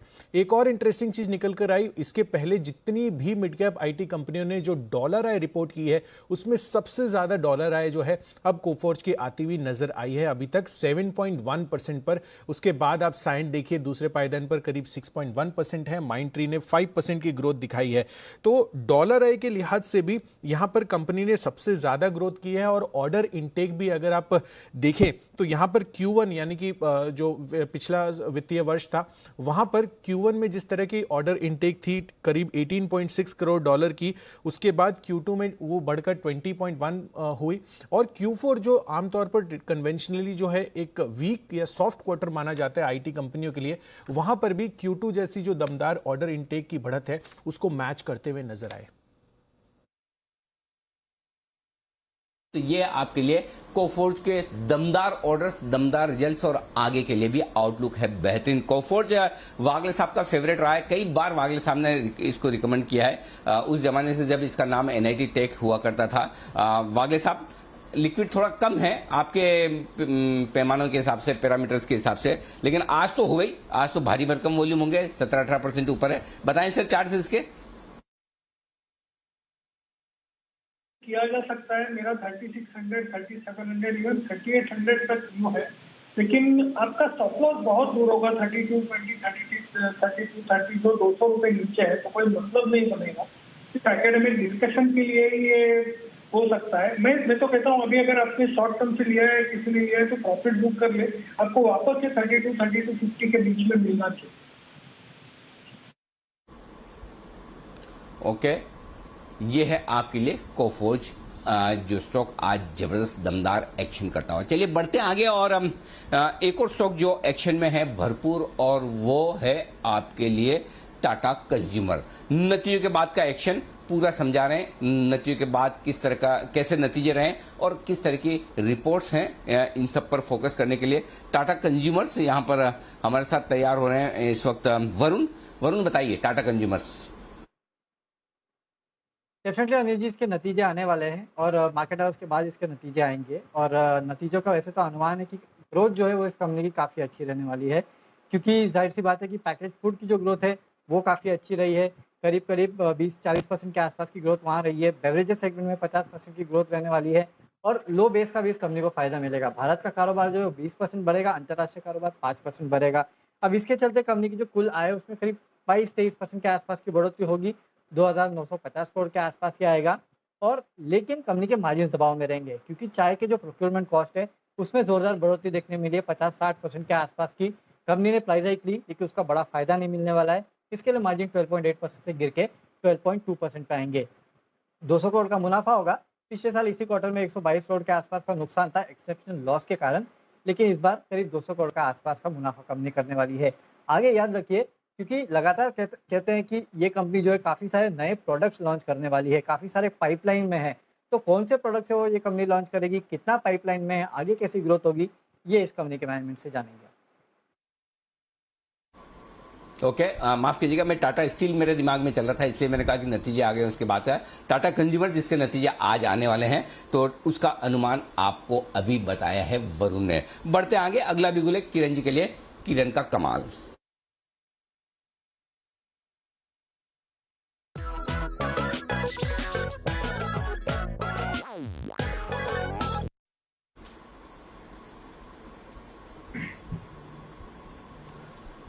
बताएं किरण जी, क्या है आपकी pick? Anil ji, short call है और शॉर्ट जाना है बंधन बैंक में। इसने एक बहुत बड़ा ऑप्शन बैरियर तोड़ दिया है, सॉरी सपोर्ट तोड़ दिया है 300 वाला, जो कि 13 लाख शेयर्स का है। और जिस तरीके से ये चार्ट पैटर्न है, ट्रिपल बॉटम तोड़ दिया है। मेरा मानना है कि कल परसों तक ये 280 के आसपास के लेवल देखने को मिल जाने चाहिए। तो 300 के ऊपर यानी 4 रुपए की रिस्क है और लगभग 15 रुपए का रिवॉर्ड है। तो 1:3 के आसपास के 1:5 के रिस्क रिवॉर्ड्स रेशियो में ये ट्रेड फिट हो रहा है। तो मेरा मानना है कि बंधन बैंक शॉर्ट बन के करके चलना चाहिए। तो बड़ा ब्रेकडाउन आते हुए दिख रहा है बंधन बैंक पर, नजर रखेंगे इस काउंटर पर और जिस तरह से मूव इधर आती हुई दिख रही है। पर कई सारे और स्टॉक्स हैं जहां पर अच्छा मूवमेंट है। और जैन साहब, एक और आपकी रेगुलर रिकमेंडेशन जो काफी टाइम से थोड़ा कंसोलिडेट कर रही थी, बाकी मेटल स्पेस में तो अच्छी तेजी आ गई थी, मिश्र धातु मिधानी, यहां पर अभी तक मूवमेंट नहीं आया था, पर आज एक मूवमेंट आते हुए दिखा है, 6% ऊपर है। ये नया ट्रेंड शुरू हो रहा है क्या? यहां पर भी अब थोड़ी कैचअप रैली आती हुई दिख सकती है सर? बिल्कुल सही बोल रहे हैं आप दीपांशु जी। इनफैक्ट ये स्टॉक ने इनफैक्ट पार्टिसिपेट नहीं किया और थोड़ा अलग टाइप का ये मेटल स्टॉक है। ये एलॉयज, टाइटेनियम और ये सब बनाते हैं, स्पेशल पर्पस स्टील और ये सब से। सो ओवरऑल मुझे ऐसा लगता है, और यूसेज भी थोड़ा अलग टाइप का है, तो ये एक रीजन हो सकता है कि ये लगाड़ रहा है। बट जिस तरीके के फंडामेंटल्स है, जिस लेवल्स पे ये स्टॉक है, मुझे नहीं लगता कि कोई बहुत डरने की बात है। और ये आज स्टॉक थोड़ा सा परफॉर्म किया है, तो मुझे लगता है ये तो क्लियर हो गया कि 180, 85, 90 ये एक रेंज है जहां पे बहुत स्ट्रॉन्ग सपोर्ट लेगा। एंड चूंकि पीएसयू तो थोड़ा नेचुरली थोड़ा स्लो चलते हैं स्टॉक, बट जिस दिन स्पाइक देते हैं तो एक साथ देते हैं। तो मेरे हिसाब से तो इन स्टॉक में जिन्होंने भी ले रखा है, मेरे कहने पे टेक्निकली अब सपोर्ट ले लिया। पहले थोड़ा सा लोअर टॉप्स बना रहा था, बट अब लगता है कि ये चलेगा। और मुझे ऐसा लगता है कि आने वाले दिनों में रिजल्ट्स पे अब नजरें बनी रहेगी, कैसे आते रिजल्ट्स उसके ऊपर भी। But yes, it's a good hold from my side and one can buy also at this levels. है आपके लिए मिश्र धातु में भी राय, यहाँ पर एक्शन भरपूर होता हुआ दिख रहा है। मिश्र धातु में भी एक्शन पूरा का पूरा आपके लिए तेजी की तरफ। अब मिड कैप शेयरों में जबरदस्त एक्शन आगे बढ़ने की तैयारी में। आइए बढ़ते आगे, और बाजार मजबूत है, 3 बजने वाले हैं, हाँ बज चुके हैं, और 14,700 के ऊपर निकलने की कोशिश कर रहा है निफ्टी। और बैंक निफ्टी थोड़ा सा ठंडा है, बैंक निफ्टी थोड़ा सहयोग दे तो निफ्टी 14,725 को पार करके टिक भी जाए। चलिए कोई बात नहीं, जहां है वहां भी कोई कम नहीं है। तो आइए अगला बिगुल है कुणाल जी और राकेश जी के लिए, pick of the day. Pick of the day ये ना एक बार जरा चेक कर लेता हूं।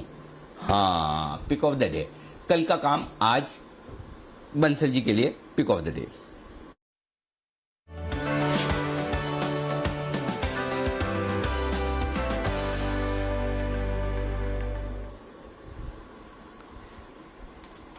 बंसल जी, ये पिक ऑफ द डे जो आप कल का काम आज कर रहे हैं, ये कब किया आपने? 2 बजे के पहले किया या शो के दौरान ही?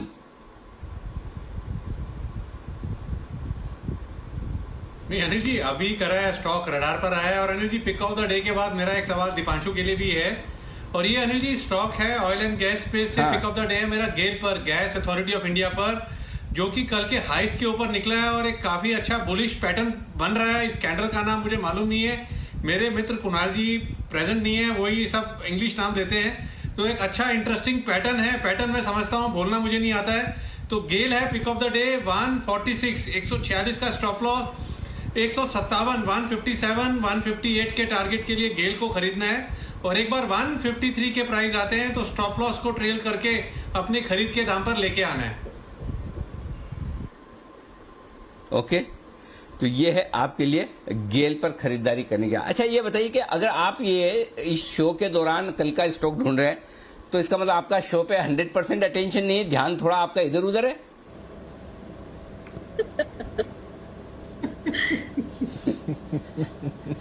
ये कोई अगर स्टॉक अच्छा लग रहा है और वो क्राइटेरिया होता है Anil ji, pick of the day का क्राइटेरिया अगर उसको फुलफिल कर रहा है, पैटर्न स्ट्रांग है, तो अनिल जी वो अपने आप आ रहा है। ऐसा मानना बिल्कुल अनुचित होगा कि शो पे ध्यान नहीं है। चलिए इसे शो का हिस्सा ही मानकर हम ये मानेंगे कि आपका शो पर पूरा पूरा ध्यान है।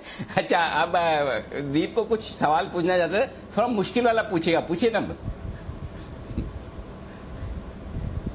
देखिए अनिल जी, अभी आज दिन में फॉरेन लैंग्वेज की बात हो रही थी, तो अनिल जी मैंने ये पाया कि जो लोग फॉरेन लैंग्वेज सीखते हैं ना, मतलब कि जैसे फ्रेंच, जर्मन, तो उनकी ना इंग्लिश खराब हो जाती है।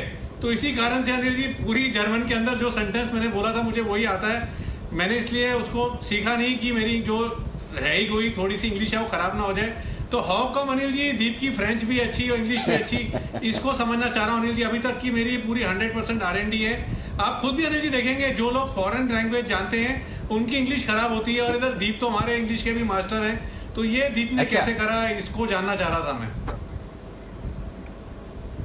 मतलब इसको आप तो कॉन्फिडेंस माने या और कॉन्फिडेंस माने कि किसी फॉरेन लैंग्वेज की वजह से आपकी इंग्लिश खराब हो जाएगी? मतलब आप कॉन्फिडेंट है इंग्लिश आपकी अच्छी है या और कॉन्फिडेंट है?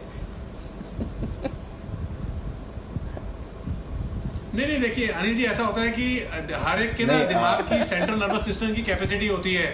तो अनिल जी अगर आप कोई फॉरेन लैंग्वेज सीख रहे हो तो अनिल जी रिसर्च है, मतलब कि वाक्य में तो इम्पैक्ट जो अनिल जी इंग्लिश पे आता है, अब वो अलग बात है, दीपांशु की हिंदी पे आ गया हो तो अलग बात है, बट किसी ना किसी लैंग्वेज पे इम्पैक्ट जरूर आता है अनिल जी। चलिए बढ़िया है, तो जिसमें आपकी महारत हो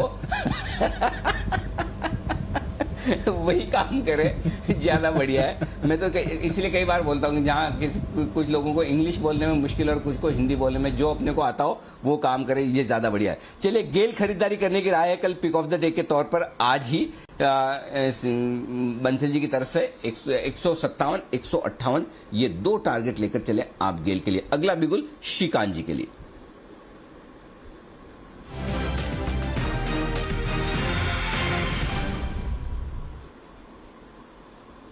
जी अनिल जी बताइए श्रीकांत जी। अनिल जी मुझे लग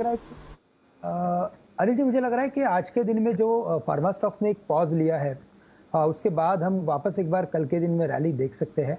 और काफ़ी सारे स्टॉक जैसे कि लुपिन लेबोरेटरीज है, कैडिला है, Aurobindo pharma as well as sun pharma, इन सभी का पॉज पैटर्न मुझे लग रहा है कि कंप्लीट हो चुका है। और अगर करंट लेवल से अगर वापस अगर किसी स्टॉक में अगर एंटर होना है तो वहाँ पे मुझे लगता है कि कैडिला हेल्थ केयर को लिया जा सकता है। 599,600 यानी कि 600 के करीब ये ट्रेड कर रहा है। हमें स्टॉप लॉस जो रखना है वो आज के लोस का रख सकते हैं हम लोग 590 का स्टॉप लॉस, और हम लोग टारगेट रख सकते हैं यहाँ पे 620 से लेकर 630 रुपए का। तो करंट लेवल से कैडिला हेल्थ केयर लेने की राय रहेगी।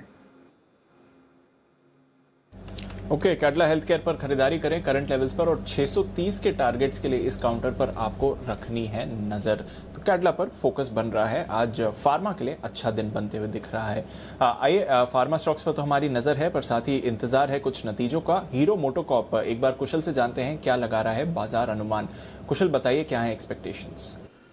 दीपांशु देखिए, नंबर्स जो हैं वो बेहतर साइड पर ही रहने का अनुमान है, क्योंकि कंपनी की जो कुल वॉल्यूम है इस तिमाही में वो करीब 17.5% बढ़कर 15.7 लाख यूनिट्स रही है, और कंपनी की रियलाइजेशंस भी हमारी उम्मीद है कि 14 से 15% रह सकती है। तो ये दोनों फैक्टर जो है इनके आय में प्ले आउट होते हुए नजर आएंगे, जहां पर करीब 37% की ग्रोथ के साथ 8540 करोड़ की आय कंपनी घोषित कर सकती है। और साथ ही कंपनी की मार्जिन्स भी इंप्रूव होती हुई नजर आ सकती हैं, क्योंकि 2 प्राइस हाइक्स होते बढ़ते हुए दिखे हैं, एक अक्टूबर में और दूसरा जनवरी में, और उसका जो इम्पैक्ट है 10.5% से मार्जिन बढ़कर 12.5% रहेगी। इनफैक्ट यहाँ पर अगर आप कंपनी का मुनाफा भी देखें तो उसका जो इम्पैक्ट है वो नज़र आएगा। 32% की ग्रोथ के साथ 820 करोड़ का मुनाफा कंपनी दर्ज कर सकती है।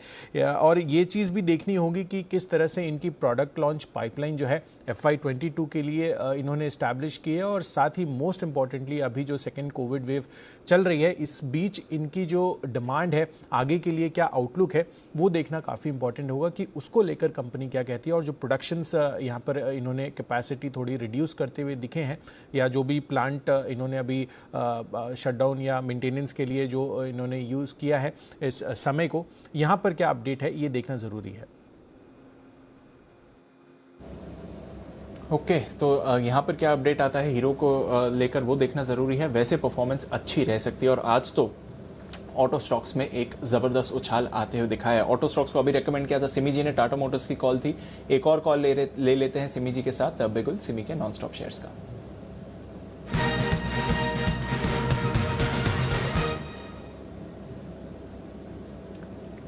बताएं सिमी जी।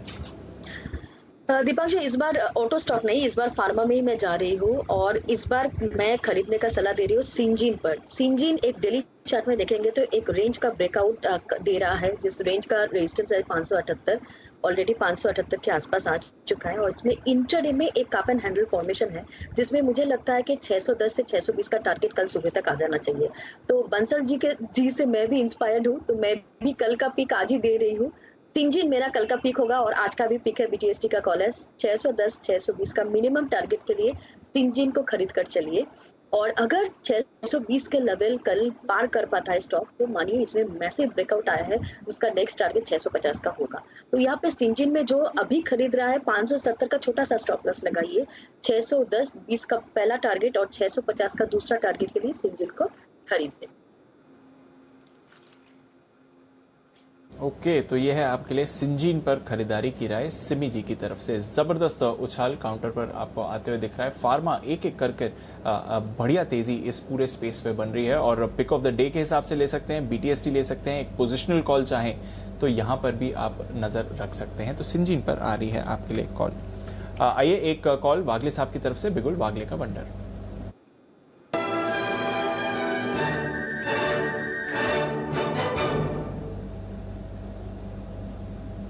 बताएं वागले साहब।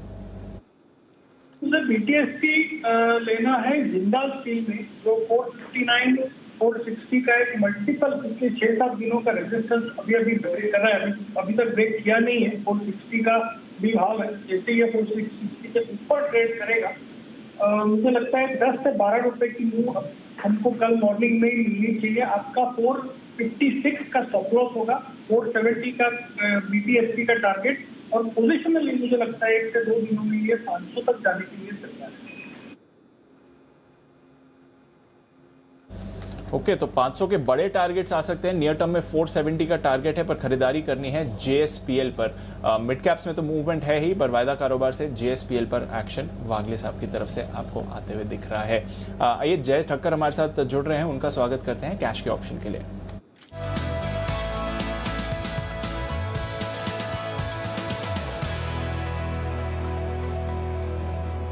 बताएं Jay. Good afternoon to Dipanshu and good afternoon to Anil ji. Deep, सुबह यही कहा था कि 14,740 के आसपास के हमारे टारगेट्स है स्पॉट में। इनफैक्ट 725 का तो हाई लगा चुका है निफ्टी, एंड इनफैक्ट वहीं पे नियरली रेजिस्टेंस है एक्सपायरी का, एंड वहाँ पे देखने मिल भी रहा है कि रेजिस्टेंस फेस कर भी रहा है निफ्टी, बट इवेंचुअली होगा ये, मुझे ऐसा लग रहा है कि मे बी टुडे और टुमारो ये लेवल्स निकल जाने चाहिए, ऐसा लग रहा है, बिकॉज ओवरऑल स्ट्रेंथ काफ़ी है मार्केट में। तो करना ये है कि 14,650 का इन द मनी स्ट्राइक का कॉल ऑप्शन लेना है 12 मई की एक्सपायरी का, जो कभी करीब अभी 191 के आसपास ट्रेड कर रहा है दीप। 147 का यहाँ पे स्टॉप लॉस रहेगा, 246 एंड 279 ये टारगेट्स रहेंगे। 246 279 ये दो टारगेट्स रहेंगे। 191 के आसपास खरीदना है ये। 14,650 का कॉल ऑप्शन 12 मई की एक्सपायरी का। दीप, मुझे ऐसा लग रहा है कि जैसे ये लेवल्स निकलेंगे जो मैं एंटिसिपेट कर रहा हूँ, तो नेक्स्ट टारगेट 14,825 से 850 के देखने मिलने चाहिए हमें निफ्टी में। सो बेस इनफैक्ट शिफ्ट और वापस हो रहा है। सो अगर मैंने सुबह कहा था कि 550 का हो चुका है, अब वो शिफ्ट हो चुका है 600 पर। सो 14,600 अब एक अच्छा सपोर्ट बन गया है।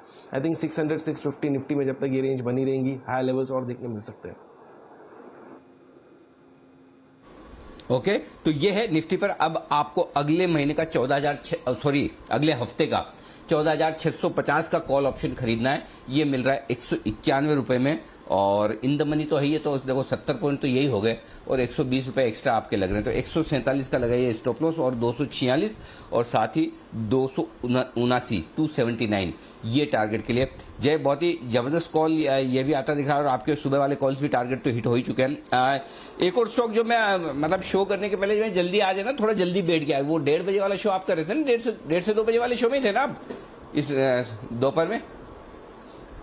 जी अनिल जी अनिल जी, बिल्कुल। हाँ, तो उस समय आपने एक स्टॉक रिकमेंड किया था, और वो मैं सोच ही रहा था, क्योंकि ये स्टॉक भी हमारे रडार पे काफी लंबे समय से था, और बहुत ही बेहतरीन फंडामेंटल वाला स्टॉक जो SIP स्टॉक के लायक है, वो आपने अपनी कैश पिक के तौर पर रिकमेंड किया। इसका नाम है यूनिवर्सल केबल्स, और वो स्टॉक मैंने देखा उसके बाद दोपहर के बाद से बड़ी तेज दौड़ लगाता हुआ दिख रहा है, 7% ऊपर हो गया। यूनिवर्सल केबल लाइए आपके सामने, एक बार जैसे इस पर राय ली जाए। देखिए बहुत ही गजब का प्रदर्शन करता हुआ दिख रहा है। जय, इसके लिए मैं खाली स्टॉक का नाम चेक किया, मैं स्टॉक वो आपके लेवल्स वगैरह तो नोट किए नहीं, मैं मॉर्निंग क्लोजिंग वाले शो के ही कर पाता हूँ।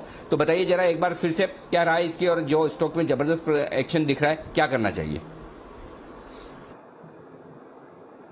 जी अनिल जी, बिल्कुल।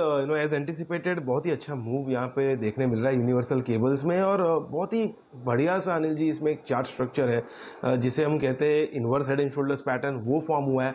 ऑन टॉप ऑफ दैट ये हुआ है कि जो उसका राइट शोल्डर है वहाँ पे एक सिमेट्रिकल ट्राइंगल पैटर्न भी फॉर्म हुआ है, तो पैटर्न के अंदर पैटर्न है, और ये चांस बढ़ा देता है स्टॉक का एक ब्रेकआउट जब भी आता है तो एक मोमेंटम बढ़ा देता है, एक प्रोबेबिलिटी ऑफ सक्सेस बढ़ा देता है। इंडिकेटर्स में क्लियरली एक बाय क्रॉसओवर देखने मिल रहा ही है। तो मुझे ऐसा लग रहा है कि universal cable Anil ji next जो इसके टारगेट्स रहेंगे इमीडिएट बेसिस पर, तो मुझे ऐसा लग रहा है कि शॉर्ट टर्म में 200 रुपये तो इमीडिएटली देखने मिल जाना चाहिए। और अगर ये लेवल्स पार होते हैं अनिल जी, तो इसमें इनफैक्ट ब्रेकआउट जो देखने मिला है हमें 125 से लेके 175 की रेंज है, मिनिमम 50 पॉइंट की रेंज है, और ये लेवल्स पर ब्रेकआउट आ रहा है तो 200 तो क्रॉस करेगा ही, और लगभग 250 रुपये तक भी हमें लेवल्स देखने मिल सकते हैं।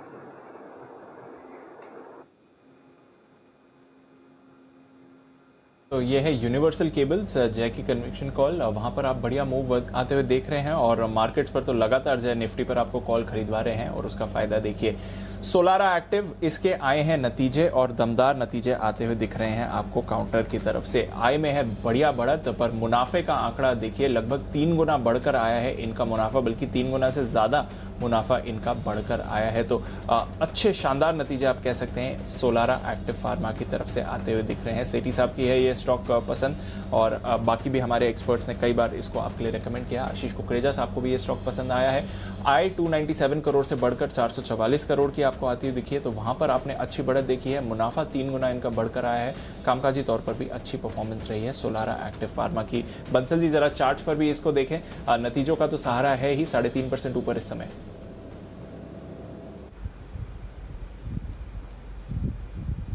देखिए दीपांशु, नतीजों का भी सहारा है, और टेक्निकली भी स्टॉक के अंदर एक ब्रेकआउट देखने को मिल रहा है। आज के सत्र में 1630 के ऊपर एक ब्रेकआउट देखने को मिल रहा है। एक नई टेरिटरी में स्टॉक जा रहा है, तो जिनके पास है होल्ड करें, और करेक्शन पे अगर दोबारा कभी 1615 1620 के स्तर मिलते हैं तो वो अच्छे स्तर हैं निवेश करने के लिए।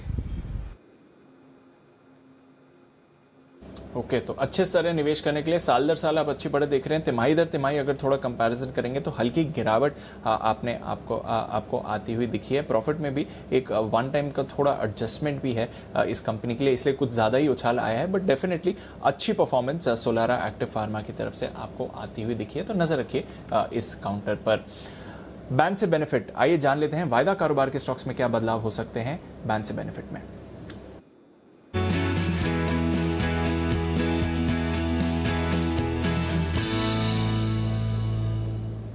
आशीष हमारे साथ तैयार हैं। गुड आफ्टरनून आशीष, बताएं क्या बदलाव हो सकते हैं। Good afternoon Deepanshu. देखिए लिस्ट लंबी होती जा रही है। सन टीवी तो बैन में बना हुआ है और अभी भी बना रहेगा क्योंकि 91% आ गई है मार्केट वाइड पोजीशन लिमिट। इसके अलावा टाटा केमिकल्स की एंट्री हुई थी, यहाँ पर पोजीशंस फिलहाल 87% है, तो ये भी स्टॉक जो है बैन में बना ही रहेगा। आज तो बाहर नहीं आएगा, लेकिन फ्रेश एंट्री होगी BHEL की। यहाँ पर देखिए पोजीशंस बढ़ती हुई नजर आ रही है। 95% के मार्क को क्रॉस कर दिया है, अब फिलहाल 107% के आसपास है, तो निश्चित है कि BHEL जो है बैन में आएगा। बाकी दोनों जो स्टॉक है वो बैन में बने रहेंगे। ओके, तो बैन लिस्ट अब बढ़ने वाली है। कल सिर्फ सन टीवी था, आज टाटा केमिकल्स जुड़ गया और कल BHEL जुड़ सकता है, तो एक से हुआ डबल और अब 3 स्टॉक्स आपको बैन में आते हुए दिख सकते हैं। तो बैन लिस्ट बढ़ने के लिए तैयार है इस पर। इस बीच सोलारा की मैं बात कर रहा था, कामकाजी तौर पे जरा इसके नतीजे देखिए। 50 करोड़ से एबिटा बढ़कर 100 करोड़ का हुआ है, ऑलमोस्ट 100 करोड़ का, तो एबिटा हुआ है डबल और मार्जिन 16.9% से बढ़कर 22.3% के आए हैं। तो कामकाजी तौर पर भी बढ़िया नतीजे जहां तक सोलारा एक्टिव फार्मा का सवाल है।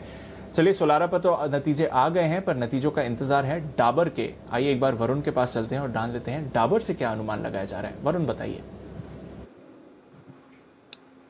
डेफिनेटली दीप, देखिए मेडिको के जो नंबर्स आए थे उसके बाद वैसे भी डाबर से उम्मीदें जो है वो काफ़ी बढ़ गई और जहाँ तक मेरा अनुमान है ये डाबर जो है उम्मीदों पे खरा उतरेगा, क्योंकि वॉल्यूम ग्रोथ जो अनुमान लगाई जा रही है वो करीब 36% की है। नो डाउट बेस काफ़ी कम था, नेगेटिव बेस था, नेगेटिव 14.5-15% के आसपास का बेस था, तो उस लो बेस पे काफ़ी बड़ा फायदा इस कंपनी को मिलेगा।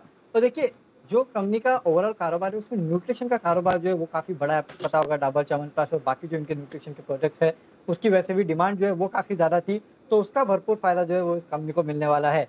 इसके अलावा इस कंपनी का मिडिल ईस्ट में काफ़ी बड़ा फोकस है, खासकर रियल जूस जो है वो वहाँ ज़्यादा कंज्यूम किया जाता है और आपने देखा पिछले क्वार्टर में किस तरह से कच्चे तेल के दाम बढ़े हैं, तो कहीं ना कहीं मिडिल ईस्ट की इकोनॉमीज को थोड़ा सपोर्ट मिला है, तो माना जा रहा है कि जूस का कंजम्पशन या फिर जूस के रेवेन्यूज जो है उसमें एक अच्छी खासी बढ़ोतरी हो सकती है। इसके चलते रेवेन्यूज में 32-32.5% की बढ़त होगी, 25 पे ये आ सकता है। एबिटा मार्जिन्स बढ़ेंगे 18.9% से बढ़ के 21% पे, मुनाफा करीब 56% के आसपास बढ़ सकता है, 440 करोड़ के आसपास से आ सकता है। तो लो बेस का फायदा और जो अलग अलग रीजन्स में डिमांड बढ़ रही है, खासकर इनका जो प्रोडक्ट है न्यूट्रिशन का प्रोडक्ट और बाकी जो प्रोडक्ट है जो वैसे भी काफ़ी डिमांड में थे ही कोविड के टाइम पे, उसका असर देखने मिलेगा। इसके लिए नतीजे अच्छे रहेंगे। बिल्कुल, तो डाबर पर रखिए नजर, देखते हैं किस तरह की परफॉर्मेंस आती है। किरण जी जरा डाबर पर अपनी राय दें। मैरिको पर तो जब से नतीजे आए एक नई जान आ गई है, क्या डाबर पर क्या करना चाहिए सर, क्योंकि थोड़ा अंडर परफॉर्मर रहा है ये काउंटर? बिल्कुल, थोड़ा अंडर परफॉर्मर है दीप और एक रेंज में ट्रेड करता नजर आ रहा है, तो एक अच्छा सपोर्ट लगभग 535 के आसपास है और रेजिस्टेंस आता है करीबन 550 का। तो ये 15 रुपए के रेंज में, 15 से 20 रुपए के रेंज में हमें एक ट्रेड देखने को मिल रहा है। अगर 550 निकल जाता है तो ही तेजी करने की सलाह है, नहीं तो मुझे लगता है कि वापस एक बार ये 535 की ओर आ सकता है। ओके, तो ये है आपके लिए डाबर। देखते हैं नतीजों का सहारा मिलता है कि नहीं। नतीजों से पहले थोड़ा मोमेंटम बढ़ते हुए दिख रहा है इस काउंटर में। आखिरी 10 मिनट ट्रेड के बाकी हैं और निफ्टी पर है जबरदस्त एक्शन, तो आइए चलते हैं अनिल जी के पास आज की फाइनल मार्केट स्ट्रैटेजी के लिए।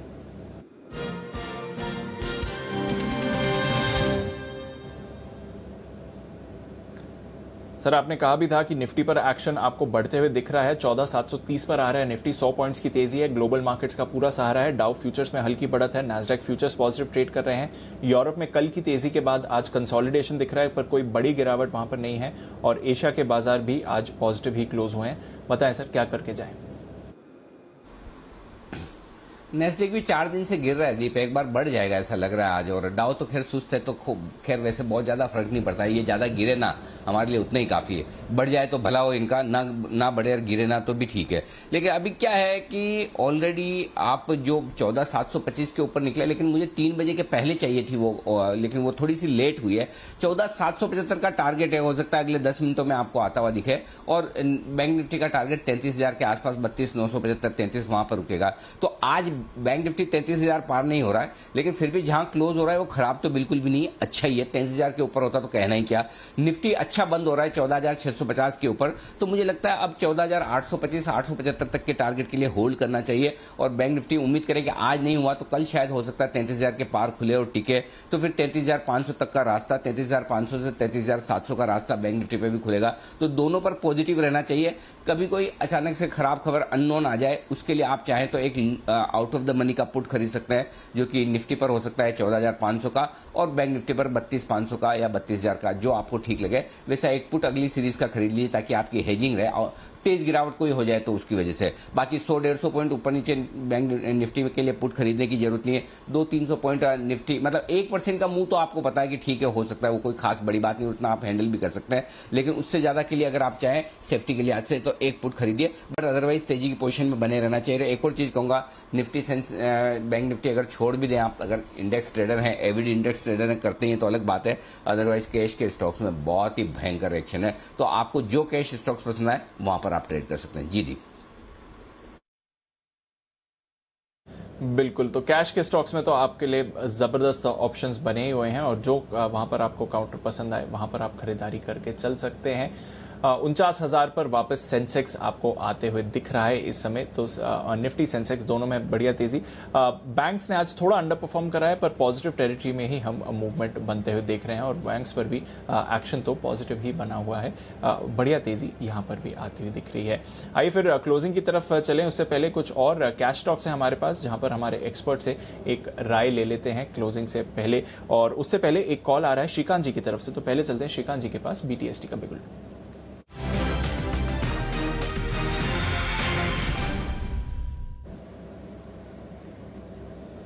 बताएं श्रीकांत जी। दीपांशु, वैसे देखा जाए तो काफी सारे जितने भी कंज्यूमर ड्यूरेबल्स है वहाँ पे अच्छे एक्शन है, लेकिन मुझे लगता है कि अगर मैं कुछ कमोडिटीज को अगर कोरिलेट करता हूँ वर्ल्ड मार्केट्स के साथ, तो वहाँ पे अगर आप देखें तो गोल्ड की जो इंटरनेशनल लेवल की जो प्राइस है वो कुछ तकरीबन 1790-95 के करीब आ चुकी है।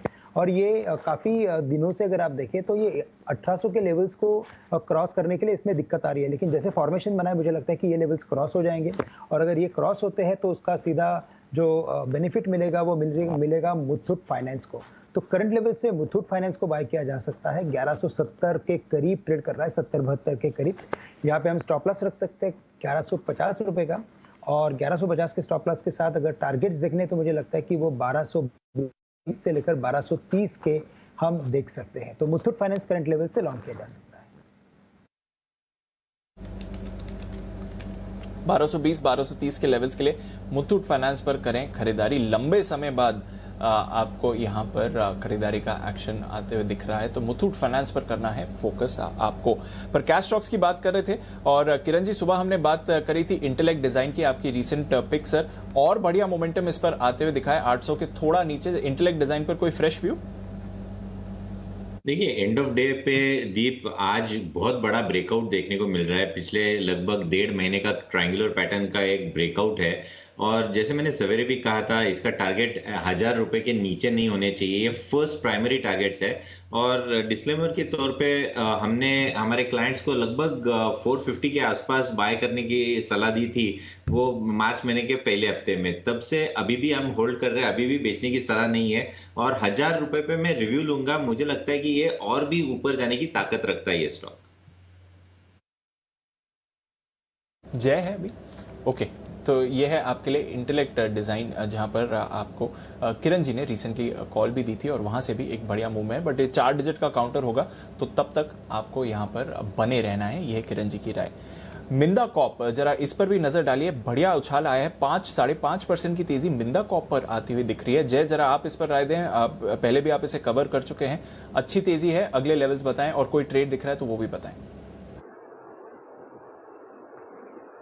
बिल्कुल दीपांशु, बहुत ही बढ़िया ब्रेकआउट मिंडा कॉप में आज देखने मिल रहा है इनफैक्ट, और डेफिनेटली मेरा इस पे ध्यान है और मुझे ऐसा लग रहा है कि इमीडिएट बेसिस पे तो हमें 120 तक के लेवल्स मिंडा कॉप में देखने मिलने चाहिए।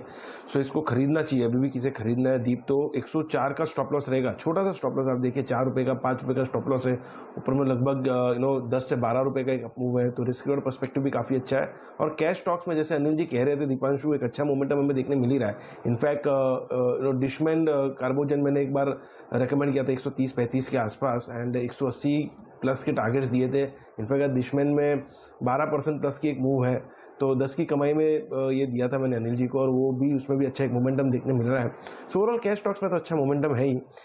एक ट्रेड मेरे तरफ से जो है दीपांशु वो है IGL पर, इसका 520 के स्ट्राइक का कॉल ऑप्शन खरीद कर चल रहा है, जो एट द मनी कॉल है 19 रुपये 20 पैसे के आसपास ये ट्रेड कर रहा है अभी, इसको खरीदे आप।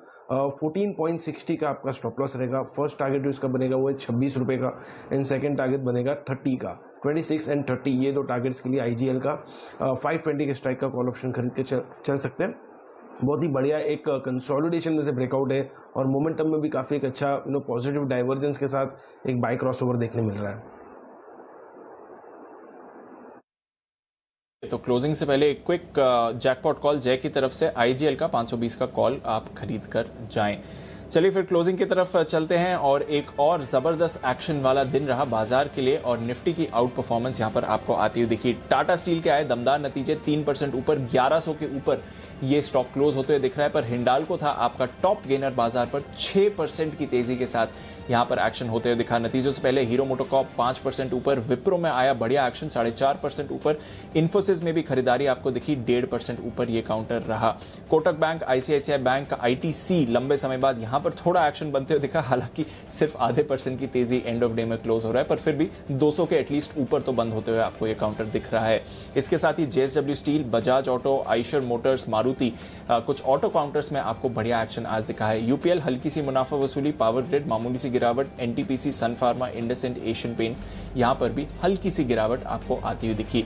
पर वायदा बाजार में आज का स्टार ऑफ द डे था कोफोर्ज, 17% की तेजी आई है कंपनी से। ऑपरेशनली दमदार नतीजे थे, साथ ही अगले साल के लिए FY22 के लिए उन्होंने जबरदस्त गाइडेंस दी है 17% की ग्रोथ की, जो बाजार को बहुत पसंद आया। इसके साथ ही बाकी मिड कैप IT स्टॉक्स में भी एक्शन आपको दिखा। एम्फेसिस 5.5% ऊपर था, माइंट्री में आपने 4% की तेजी बनते हुए देखी है। आरती इंडस्ट्रीज यहां पर 4.5% की बढ़त, आरती ड्रग्स 10% ऊपर ये काउंटर बंद हुआ है। गेल अभी खरीदारी की राय आई थी, 4% ऊपर ये। नवीन फ्लोरिन 4% की तेजी, TVS मोटर्स, स्टील अथॉरिटी एक और अच्छा दिन, 3.5% ऊपर बंद होते हुए आपको दिखा। टाटा मोटर्स में भी अच्छी खरीदारी रही। नैल्को, गोदरेज प्रॉपर्टीज, BEL यहां पर भी पॉजिटिव एक्शन, और साथ ही BHEL लगातार तेजी में था, आज 60 के लेवल्स तक भी पहुंचते हुए दिखा। बंधन बैंक बड़ा ब्रेकडाउन, 6% नीचे। टाटा केमिकल्स तीसरे दिन गिरावट, इस काउंटर पर 3.5% बैन में है अभी है। Pfizer, PNB, L&T Infotech, bank of Baroda, Sun TV, Indiabulls, Piramal enterprises, info edge, Cummins और कैनरा बैंक कुछ और काउंटर्स थे जहां पर आपको वीकनेस बनती हुई दिखी। पर पूरा का पूरा बाजार का फोकस है कैश स्टॉक्स पर। एंजल ब्रोकिंग 20% का सर्किट, इंटेलेक्ट डिजाइन 14% ऊपर, डिशमन कार्बो 10% की तेजी, वॉकहार्ट 10% ऊपर, BSE limited 9.5%, IOL chemical 7.5%, IDBI bank विनिवेश के लिए मंजूरी 7% ऊपर ये काउंटर। KSB पंप्स, सुबह सिद्धार्थ जी बात करके गए इसके बारे में, अच्छा action. Minda corp, Edelweiss, IFL finance, fine organics और नेशनल फर्टिलाइजर कुछ और स्टॉक्स जहां पर आपको जबरदस्त तेजी बनती हुई दिखी। तो अनिल जी, एक और बढ़िया दिन कैश मार्केट स्टॉक्स के लिए, पर जैसा आपने कहा निफ्टी की अच्छी आउट परफॉर्मेंस है, सेंचुरी लगाकर 14,730 के ऊपर प्रोविजनल क्लोज, और सेंचुरी लगाकर बैंक निफ्टी भी एंड ऑफ सेशन 32,885 के लेवल पर क्लोज होते हुए दिख रहा है। सर, दिन के हाईएस्ट पॉइंट पे बंद हुए हैं दीप, इससे ज्यादा और आप क्या उम्मीद कर सकते हैं। और यही वजह कि देखिए 2-3 दिन से लगातार एक ही फॉर्मूला काम आ रहा है अपने, तो वो चल रहा है अब तक। Short covering, oversold market, put call ratio 1 के पास 1 के नीचे, FIs की थमती हुई बिकवाली, और यही वजह, और ग्लोबल मार्केट स्टेबल, यही वजह कि आप देखिए 3 दिनों से बाजार ने बहुत ही शानदार प्रदर्शन किया है। इनफैक्ट ये पूरे हफ्ता 4 दिन बढ़िया ही माने जाएंगे, एक दिन करेक्शन को छोड़ दे जिस दिन आपको सबको मौका भी मिला, बाकी आपने बाजार में बहुत ही बढ़िया एक्शन देखा है। अब ठीक है, आज शॉर्ट कवरिंग वगैरह तो आज होगी, अब कल देखना इंटरेस्टिंग होगा आंकड़े आज कैसे आते हैं। बड़ा एक्शन कल भी रहेगा, हफ्ते का आखिरी दिन भी है, और इस बार जैसा बंसल जी ने छुट्टी की घोषणा भी की है, बंसल जी कह रहे हैं कि इस बार अगले गुरुवार को एक्सपायरी नहीं होगी, बुधवार को ही होगी, गुरुवार को रहेंगे बाजार बंद। तो छोटी एक्सपायरी वाला हफ्ता है, तो उसमें भी बड़ा एक्शन रहेगा। बाकी तो देखिए जैन साहब और सिमी जी हमारे प्लस जय सब इतने फुल फॉर्म में चल रहे हैं, पूछे मत। इन स्टॉक सारे एक्सपर्ट्स के जो है हमारे पैनल पे तगड़े भाग रहे हैं। अगले साहब किरण जी और श्रीकांत जी भी एकदम पूरे एक्शन में। तो एक्शन कल भी रहने वाला है, चिंता न करें। बाजार की क्लोजिंग फाइनली आपके सामने देखिए दीप, एकदम एग्जैक्टली 14,725 वहीं पर जाकर निफ्टी बंद हुआ है 106 अंकों की मजबूती के साथ। 32,700-800 की रेंज में बंद होने की उम्मीद बैंक निफ्टी की थी, उसके थोड़ा सा करीब 32,827 पर बंद हुआ है और 300 अंकों की तेजी के साथ सेंसेक्स आज बंद होता दिखा है। तो निफ्टी की लीडरशिप 1% की तेजी के साथ आती हुई दिख रही है। तो चलिए, एक वीकली एक्सपायरी समाप्त हुई मई के महीने की।